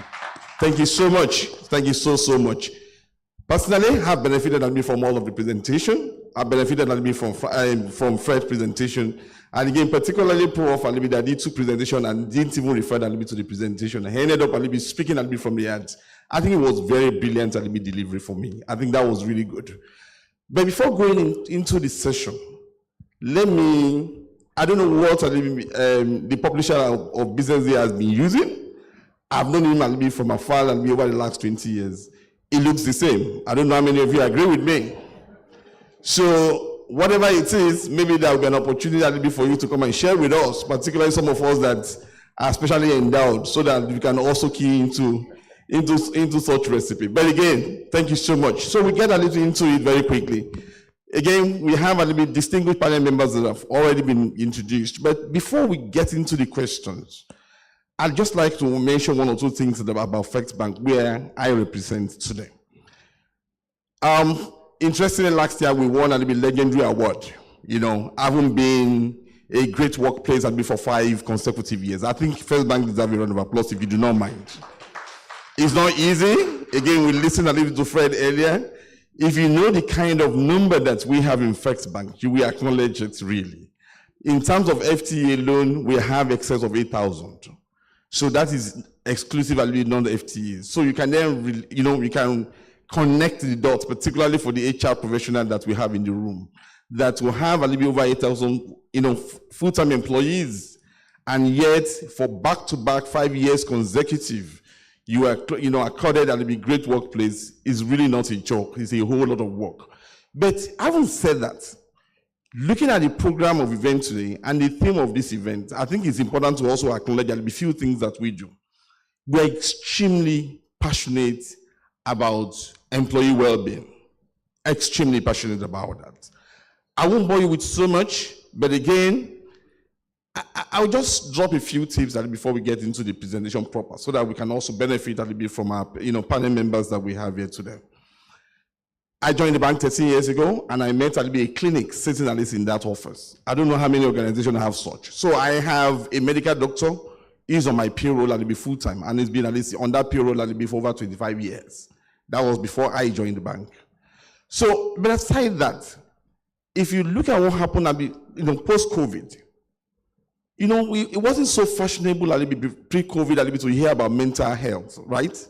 Particularly in the workplace, particularly when you then look at the workforce demographics that we're dealing with today. Jen says, before you push them a little bit in terms of work pressure, they talk about it's affecting my work, my mental health, isn't it? Or you can't relate with that. So they get into the, they get into the bathroom and they are like almost teary high and the rest of them. And even you as the HR manager, you are now cross-relating between productivity, performance, and also managing and mental health of individual. You are wondering whether maybe you are doing what is right or not. Again, we have significantly elevated this particular initiative. We have a robust program around wellness program that caters to the needs of all the 8,000 staff, over 8,000 staff that we have in the bank. Beyond that, their spouses and children up to maximum of 4. And again, I kid you not, that's what we do. So we have big budgets, medical spend to cater to our employee wellness. And why do we do this? We have one mantra. A healthy workforce is a productive workforce. When you get into any of our First Bank locations, if you mention that, people can connect with it. Because we notice clearly that you cannot drive performance or productivity when you don't have a healthy workforce. And that again, Alibi, give me so much joy when Alibi Prof was speaking earlier, that his responsibility is to remove his hat as a professor of internal medicine and begin to look at the health and the wellness of Lagosians, which is a much more broader scope. So once again, thank you so much, Prof. Alibi, for dropping that. And I'm trusting that you'll be able to benefit Alibi from the private sector. So let's get into it. So to the distinguished panel members here, and I will start with my first question with, just give me a couple of minutes so that I do not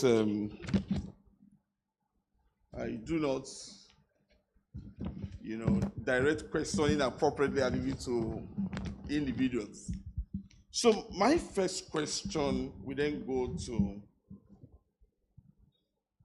go to the correct. That is Mr. Benga Owolabi, and who is the organization and human resources director for Lafarge. So I will start with my question. What are the key elements that makes a wellness program truly effective? Okay, so thank you very much. Thank you, and thank you for the audience. It's great being here. Since it started with a bragging right of, but I'm not going to go into the full story, but just to note that Lafarge Africa PLC is also a great place to work. They're certified, okay? So, but I mean, look, yeah, great theme that the organizers have raised, because sometimes we tend to forget the intangible part of employee satisfaction, or especially during the life cycle. But it's very key. And that's why you see most of the Gen Z talks about mental health. I don't know whether you get that in your office. You pass by and somebody is saying, look, this job is affecting my mental health, all sorts of things. But it starts from the purpose, and I think Tamiri talked about it, in the sense that when you want to design a well-being program, you need to also start taking into consideration that, look, what is the purpose of the organization itself? Because employees have to be able to speak to the purpose of the organization and say, look, this is something that I'm used to. This is a place where I want to be, where you start. In Lafarge, we talked about building progress for people and the planet. So, and it also gets linked to the trust index of the organization. Because if you says you are building progress for the people and the planet, let's leave people for the meantime, but let's say the planet, and your production plants are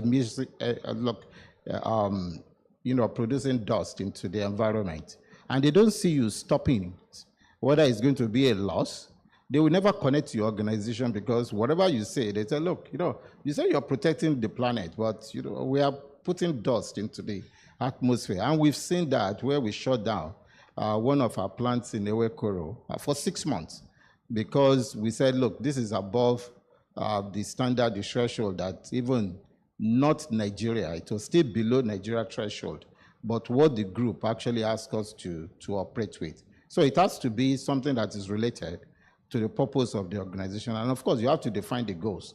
Why do you really want to do this? Why do I need it? We started something before we came to Great Place to Work to say, look, come and check. Let's check whether, come and do your survey and see whether our employees can actually connect to this organization. So it was a well-laid plan in terms of what's the goals, what are we actually looking at that we wanted to achieve. The second one is about leadership support, which is very critical. Because no matter what you want to do, if you don't get leadership support, and when I talk about leadership support, I'm not talking about the CEO or the ESCO members, but also the line managers in the place. Because HR can design whatever beautiful best practices all over the world, and then the line manager messes it up. The line manager doesn't want you to run an hybrid, which you have designed. The line manager that doesn't want you to go and attend a fitness session. The line manager doesn't want to give you time to even have a work-life balance, so they can actually spoil it for you. So leadership support is very critical in getting it done. Now, the other bit of it is also about the program itself. You can design and say, look, what do I want to focus on? You just take one part of well-being and say, look, that works.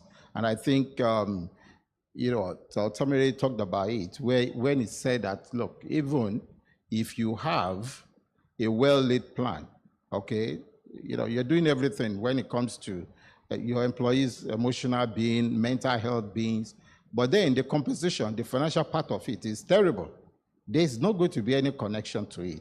So when you're designing the plan, you need to take into consideration all these elements. And that is why most of the time when we go through engagement survey, you see some of those questions. People don't know that they interconnect to each other. You can't be seeing this and saying, okay, you also, and it is worse here, and you are getting a higher score here because it's employees. And you're looking at the perception of what is happening in the organization. So physical, emotional, mental, financial, even social well-being. What's your plan? How do you design it so that they interconnect with each other? The other bit of it is, who do you actually develop these things for? Do you develop it for them or you develop it with them? Because when you start a program that the employees doesn't connect to, it's absolute waste of money. I used to work in my previous life before joining Lafarge, and in my office, I look down at the courtyard and I see people, doing fitness sessions. And we used to spend almost about 400,000 naira every month, which is significant then. But, we started with maybe 40 people, then it started dwindling to 5 people because people are just not connecting to what you want to do. So it has to be something that the employees themselves are the ones that you design them with. You understand? They will come up with their own different ideas. But how do I get it to work? Because at the end of the day, you also need to start measuring. Do you want to measure retention? Because you started something. I'm sure you will get to measuring. Thank you so much. You have so much and be loaded. Thank you so much. Let me just finish this one. Sorry to cut you up. And I think it's also about the measurement. That's just my last point on the measurement. You have to use data to measure it. And that's why, my recommendation is always go and get an external body to run a survey so that people can actually tell you the truth about what is happening. And then you use the data to know whether it is working or, what do you need to change and improve. Sorry about that. Thank you so much, baby girl. Thank you so much. You deserve a round of applause. Thank you so much. So I'll go straight a little bit to Olanike Martins. Thank you. So again, my second question a little bit to you is, how did the organization identify the right wellness initiatives to implement? How were you able to do that?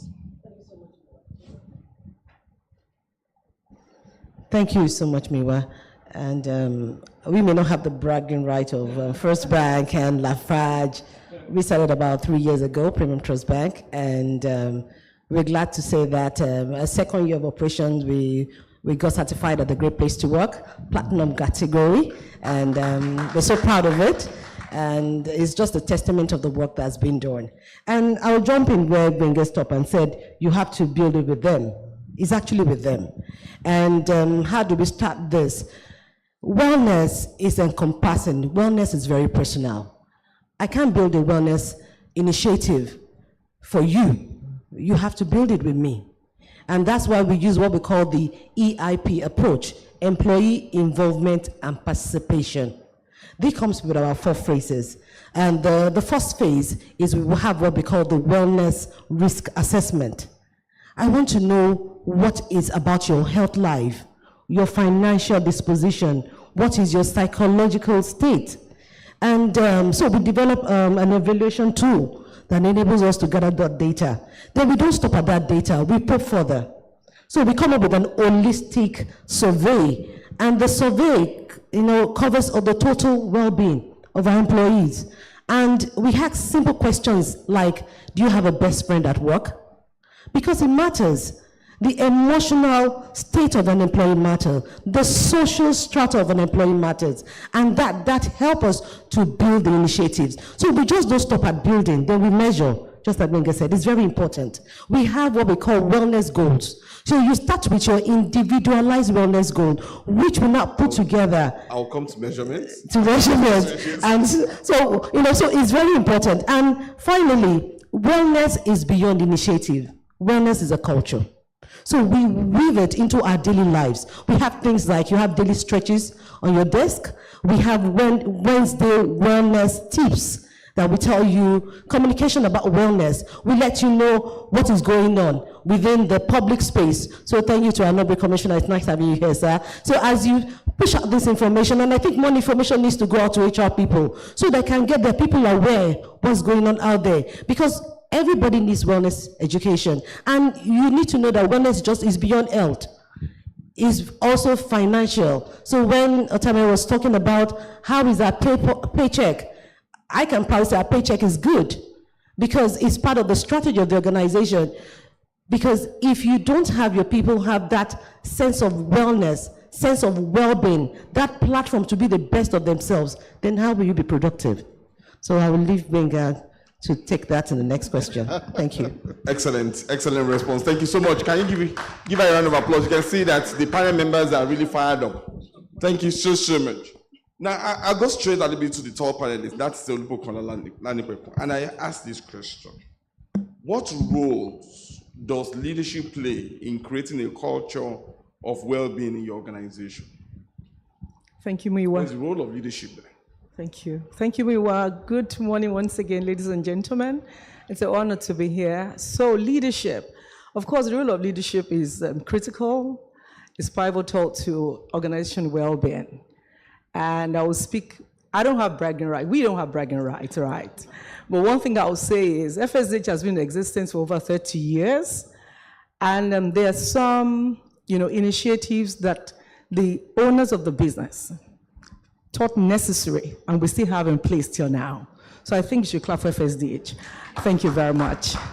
So talking about the place of leadership, leadership is pivotal to organizational well-being because leadership sets the tone at the top and gives direction. Now, if the leadership in any organization does not see wellness to be important, it will not happen in any organization. And also, if leadership deem it fit to have well-being program in the organization and it does not cascade across the different layers of leadership in the organization, it dies at the top. And so it requires commitment.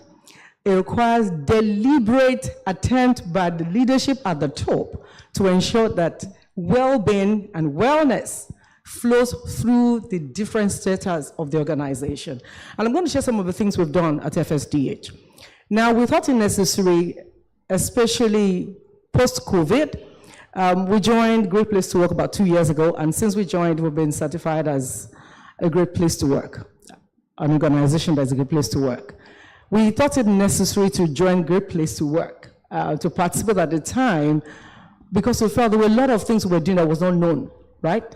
And we needed to actually make known what we stand for as an organization. And ever since we joined, we've been certified, and we've been receiving awards at different categories. Now, we felt that beyond setting KPIs, like was mentioned earlier, beyond profitability and ensuring that the numbers are actually growing as expected by the shareholders of the business, the people that are going to ensure those numbers happen must be connected to the goal set and must actually have presence of mind to deliver on the numbers. And for us to do that, we must look at not just the physical well-being, so you're able to provide means of transportation for your employees to get to work, but you must also look at their emotional well-being, look at their psychological well-being. The financial well-being is also important. And so we began to introduce different initiatives within the organization to ensure that the employees are engaged, to ensure that they are present at work, to ensure that they are connected. Especially, like I said, since COVID, we still operate to some extent the hybrid work culture. And so we're not always all present at work at the same time. And because of that, we must stay connected whilst we're not at work. So whilst our employees at work, they're connected. Whilst they're working remotely, we're connected. So we have periodic employee engagement programs that ensure that, everybody's connected, whether you're physically present or you're remotely connected. We are all listening to the same thing. We are all sharing in the joy of working together. And we see, the importance of working together in the same workplace. Some of the other things that we've done at FSDH, which have been promoted by our leaders at the leadership, and everybody is holding on to it, is we ensure that the regular improvement of learning of leaders to understand what wellness means and why it is important for them to promote it within their within their teams, their own teams, or areas of influence, or areas of leadership. They're promoting wellness. So for example, I think it was sorry, you mentioned earlier, Director of Lafadimbo, that was saying that, ensuring and allowing the employees to take their time when necessary. So we're looking at leave management, leave utilization. You want to go and attend to, something came up in your family, you need to go and attend to, because the truth is, and as an employee that is mentally sound, that can be productive. If an employee has need not to be at work, and as a team lead, you are insisting that that employee should come, the employee will be physically present. But the sense of presence is not there, sense of mind is not there, and it's not able to deliver whatever it is, no matter saddled that employee with. So training of leaders is also important. We also established that for them to appreciate what well-being of our people mean. And we've seen our leaders, across different layers, right, appreciating the importance of the well-being of our people and ensuring that they give the necessary support to all the programs that we've put in place. Now, beyond us having engagement programs, beyond ensuring that we train up the leaders of different levels and even the upcoming leaders, because one thing is for you to be a follower today, you must also understand what leadership means. So when you get to that role, you are able to give the necessary support also to your team members that are coming up after you. The other side of things that we also do is we also ensure that there's because well-being and wellness of the organization is evolving. It's not static. So you must always, we're looking for new ways on periodic basis to ensure that we are not just holding on to what we did last year. I mean, we have different programs lined up this year to ensure that from the level of leadership, from the HR point of view, we presented to leaders, to our leadership, and leadership has already embraced it, and we're communicating that and ensuring that goes. Thank you so much. That's go wrong. Thanks. Yeah. Please let's give her a round of applause. Please let's give her a round of applause. You can see that the panel members are really, really fired up. Thank you so much. We still have loads of questions, and that we enable you and drill further down and be on that first question. So, from consulting perspective, because again, that is the only consultant that we have among the panel members. And if you also, the panelist number one, that's Bemiga, as well as panelist number two, Olani, can be alluded to the fact that you don't create this initiative for employees, but you create it with them. So my question to you, Tracy, is how do you ensure that wellness initiative align with employees' actual need, not something that you just bring out and be from a sling or from HR literature, or based on the fact that, Lafarge does it, First Bank does it, or FXDH, they do it and the rest of them. So how do you ensure that this initiative around wellness truly connect to the needs and the needs of the people? From consulting perspective, please educate us. Good morning, and good morning, everyone. It's a delight and honor to be here. This is a very important question. And one of the mistakes that we've seen organizations make is designing wellness initiatives from the boardroom. And when I say from the boardroom, with management, without taking in the feedback or input of the employees. In actual sense, when designing wellness initiatives, you should go to the breakout rooms, pardon my terms, go to where we have the employees, connect with them, and this is where the job of HR comes in. How well does HR connect with the people? And then the job is beyond HR. Mr. Otamere, he mentioned something that well-being is both a science and an art. The science being diagnosis, and we do that a lot. We do it in consulting. Beyond consulting, we actually do it in the workplace. That's where surveys come in. You're engaging the employees. What matters to you? What would make you thrive here in the workplace? What would affect your health? You're asking those questions. So that's why I said beyond HR, managers are the people that have more connection also with the employees. Within Philips Consulting, and also when we get to engage our clients, that's the approach we get to take. It starts with engaging with the employees to know what matters to them, to know what would be impactful, what would help them thrive when it comes to their well-being. And when you have that information, you can then work with them to co-create what would help them when it comes to their well-being. We always advise our clients. For example, you might think that free food or gym membership is what will matter to them, but what they're actually looking for might be flexible work, because they want to be able to take care of their needs, they want to adjust to their family needs. That might be what will matter to them. You might think that like I said, it can be free food that you think would help them, but what would matter to them would be something different completely. So it's very important that you engage the employees, because the truth is, employees are the experts of their own needs. If we leave the work environment, let's go to friendships, relationships. If you want to get a gift for someone, you've observed the person, you work with data, you get something that is created to meet the need of the person. It's the same thing in the workplace. Don't take general practices and bring it to the workplace. You need to engage your employees to know what they want, to know what will meet their needs. And when we do that, you can design a holistic program that can address both emotional well-being, financial well-being, social well-being, mental well-being. When we do that, we design a program that is not just well-designed, but is well-received. And when it's well-received by the employees, then it's impactful. Brilliant response. Thank you so much. Please, can you give her a round of applause, please? So again, we've been told now that we cannot design these, wellness programs that'll be from the boardroom. So we have to bring it straight to the employees who will directly feel the impact.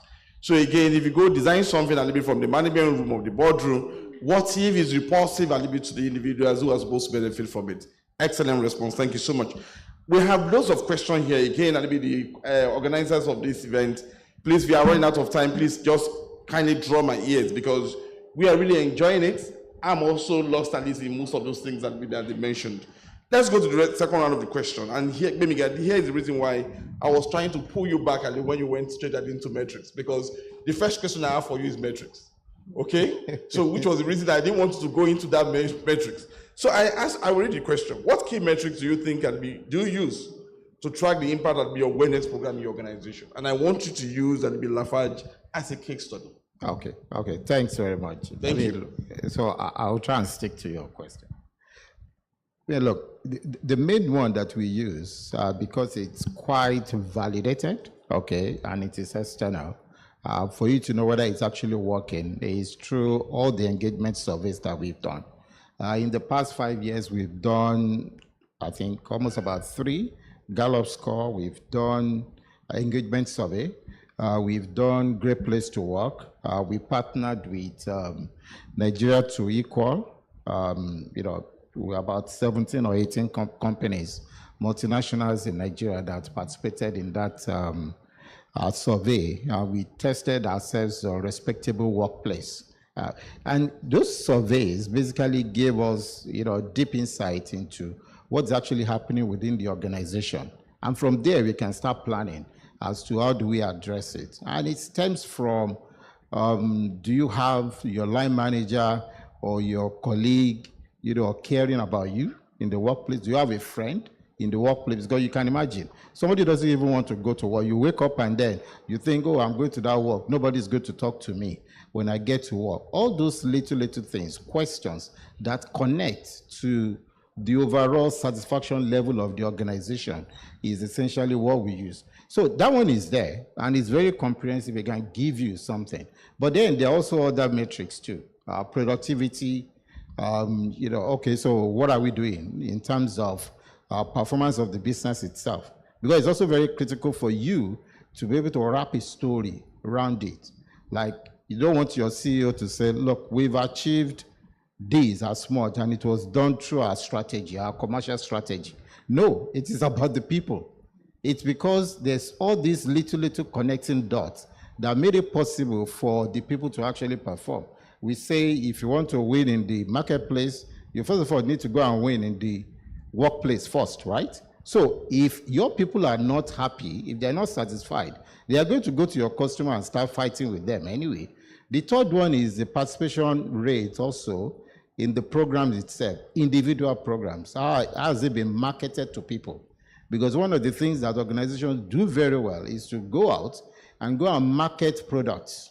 But they don't look inside and say, look, how do I market this program to these people? We talk about, okay, I want to do hybrid. Have we marketed it right? Not only to the employee, but also to the line manager, because the line manager can also mess it up and make it not to work. So have we marketed it right? What's the retention of that particular program over a number of years? Is it dwindling? Do I need to change and start going to do another thing? Then, of course, all the health stuff that comes through, all the stress surveys that you do through your employee assistance program, all those metrics comes out to show whether you're actually on the right progress, or it is something that you need to take a step back and say, look, okay, well, I need to change this because it's actually not working and it's not satisfying the needs of my people. Excellent. Thank you so much. Please, can you give him a round of applause, please? If your hands are not so busy, please give him a round of applause. You touched on productivity, but I'd like Olani Kematis Alibi to expand that. Again, because these are public sector people, private sector people, they're empirical in their thinking, so they think about Naira and Kobo, right? So I will ask you this question. Have you observed any tangible business outcomes, such as increased productivity or reduction turnover linked to your wellness program? Of course, absolutely. From a practical standpoint. Absolutely. Great. I'll start with this. Scientifically, it's determined that people with low wellness exposure do have low mental capability. It's actually scientifically proven. So you can see that the more you give to your people, the higher your numbers will. And in our 3 years, we'll be 3 years this April, we're excited about that. The numbers has been phenomenal. It's been the first year we made about 14.7, and this year I think we're about 50.7 billion. And looking at it, and then looking at the number of people doing that, you cannot just say that these people are optimal. Then there's no way your people can be optimal if they're not optimal holistically. I'm talking about their health, their mind, their emotions, and even their financial. It must everything work together. So it's a direct correlation. And we also measure happiness in terms of what we call the daily mood index. When people come in the morning, we want to know how you feel, because we know that wellness is not just macro, it's also macro. It's not just micro, it's also macro. So what is the impact of the external factor? The traffic, the home. And so we want to know how you feel. And so we have in-house counselors, coaches that do talk to them. And then so that helps. And then we do our stay interviews. Our stay interview is another great way to know if your wellness initiatives are working, and how it impacts productivity, how it impacts the job role. Remember that sense of purpose is part of wellness. And how they feel about their job is very important, and that's where they can be optimal. And so when your stay interview should also cover that. It's not just, why do you want to stay in the organization? Do you enjoy what you do? What's the impact of what you do on the organization? People want to know. Well, they want to see themselves in that puzzle. How do I fit in here? And then, a very simple example was when we started our first graduate training program, we sent the invite to just employees. About 24 hours later, I have over 20,000 applicants. It says something. I have faith in this brand because it's just to the people. So measurement, productivity is from every little thing. What do they have to say in their conversation? What is the trust in the leadership? What are the trust in their line managers? Remember, we've said it all. People work for people. So I was really happy when she spoke about training, because that is part of wellness. If you don't know how to handle people, the people cannot handle the task. So everything is actually interwoven. It's a big picture, and everything drives productivity. So the productivity is not just one thing. It's every little thing that we do, it counts. And you have to make sure that they feel it counts. So when you feel that if I sweep the floor, it counts. If I open the gate, it counts. Everybody will be optimal, and then productivity is optimal. Excellent. Thank you so much. You deserve a round of applause, please. Thank you so much, Olanike. Let me go to Olubukola. And again, this is another interesting question. So it speaks a little bit to employee feedback regarding wellness initiative. I want you to a little bit to address that question a little from two perspectives. How do you gather feedback? And what do you do with that feedback as it relates a little bit to wellness initiative in the organization? The reason why this is important, I want you to tie in a little bit to the Tracy's earlier comment around engagement with the employees. So again, you've deployed a little bit initiatives. So is there a feedback mechanism? And how do you get that feedback a little bit from the employees? And once you have that feedback, what do you do with it in terms of action plan? Thank you. Thank you, Miwa. So collecting feedback from the employees is critical because it helps to test the pulse of the organization. It helps you to determine whether your employees are engaged.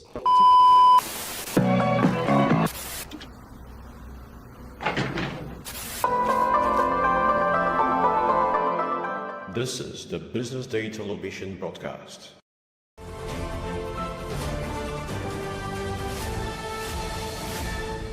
You are watching Business Day television.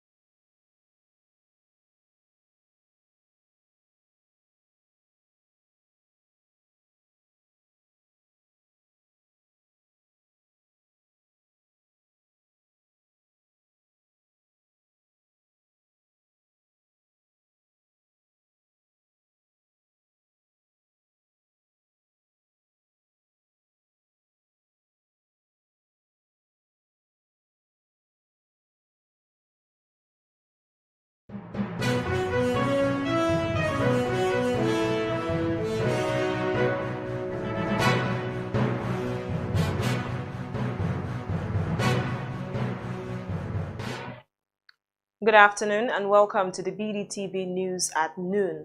I am Norma Obuna. Let's see what's making headlines this afternoon. Petrol prices may drop as Naira for crude to continue. Remittances hit new level under Cardoso. PFAs pump 5.5 trillion into real sector for high yield. U.S. pauses tariff implementation, places 125% tariff on China. Nigeria bids to host 2030 Commonwealth Games. Let's begin the news in Nigeria, where the federal government has said that the Naira for crude deal with local refineries will continue, a move which is projected to drop the prices of petrol in Nigeria. Declining global oil prices plus combine is also expected to contribute to the drop. On Tuesday, the Technical Subcommittee on the Crude and Refined Product Sales in Naira Initiative convened a meeting to review progress and address ongoing implementation matters. In a statement made available on X, formerly known as Twitter, the stakeholders at the meeting reaffirmed the government's continued commitment to the full implementation of the initiative. Part of their statement reads, "The initiative remains in effect and will continue for as long as it aligns with the public interest and supports national economic objectives." Also, remittance flows into the Nigerian economy rose by 9% to 20.98 billion naira in 2024, marking the highest level in 5 years under the leadership of Olayemi Cardoso, Governor of the Central Bank of Nigeria. According to reports, the last time remittances surpassed this level was in 2019, where they reached a $23.80 billion. Nigeria's peak remittance inflow in the past decade occurred in 2018 at $24.31 billion, while the lowest was recorded in 2020 at $17.21 billion, as revealed by World Bank's data. And moving on, pension fund administrators, PFAs, have invested a 5.51 trillion naira in Nigeria's real sector to reap high yields and drive the economy's growth. The National Pension Commission, PENCOM, revealed that the investment is to boost the long-term financing for infrastructure, private equity, and real estate to drive the real sector. The Commission on Monday, 7th of April, revealed that the real sector investments underline the strategic contribution of pension funds to sustainable national growth. And to end the news, Rivers State Sole Administrator, Vice Admiral Ibok Ete Ibas, has appointed administrators for all 23 local government areas of the state. The appointments were announced less than 24 hours after a federal high court in Port Harcourt issued an order barring the administrator from appointing officials to oversee local government councils. The ruling, delivered by Justice Adam Mohammed, came in response to a suit filed by PLEX Center for Civic Education Initiative led by Courage and Sirimovo. The sole administrator also appointed Michael O'Day as the new chairman of Rivers State Independent Electoral Commission. And now to the foreign scene, U.S. President Donald Trump has announced a 90-day pause on his sweeping tariffs targeting dozens of countries only days after they took effect. The announcement followed the economic shock targeted on April 2nd when Trump's retaliatory tariffs unveiled on what he dubbed Liberation Day sent tremors through the economy. According to reports, China was exempted as Trump raised duties on Chinese imports to 125%, effective immediately, citing Beijing's lack of respect for global markets. The U.S. had slapped baseline 10% levies on all imports, with some African nations being heavily affected.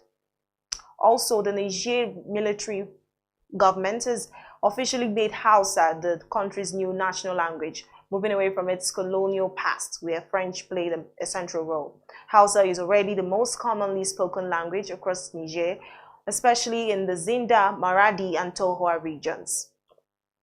The change was announced in a new charter released on March 31, published in a special edition of the government's official journal. Other 9 local languages were also officially listed, including Arabics. And moving on to sports, Nigeria has declared intentions to host the 2030 Commonwealth Games. The Nigerian Olympic Committee, NOC, confirmed that it has successfully submitted the expression of interest before the March 28 deadline set by the Commonwealth Games Federation. The bid proposes Nigeria's capital, Abuja, as the host, years after hosting a major international sporting event in 2003 when it staged the 8th All-Africa Games. And to end the news, former Manchester United midfielder Menenja Matic has labelled Andre Onana as one of the worst goalkeepers in the club's history. Matic revealed this earlier in the week while responding to Onana's comments that United were way better than French club Lyon as the two sides prepared to meet in the Europa League quarter-finals. In response to Matic, Onana also posted on social media denying allegations that he was being disrespectful. That's all we have today at the news at noon on BDTV. I am Norma Obona. Stay tuned.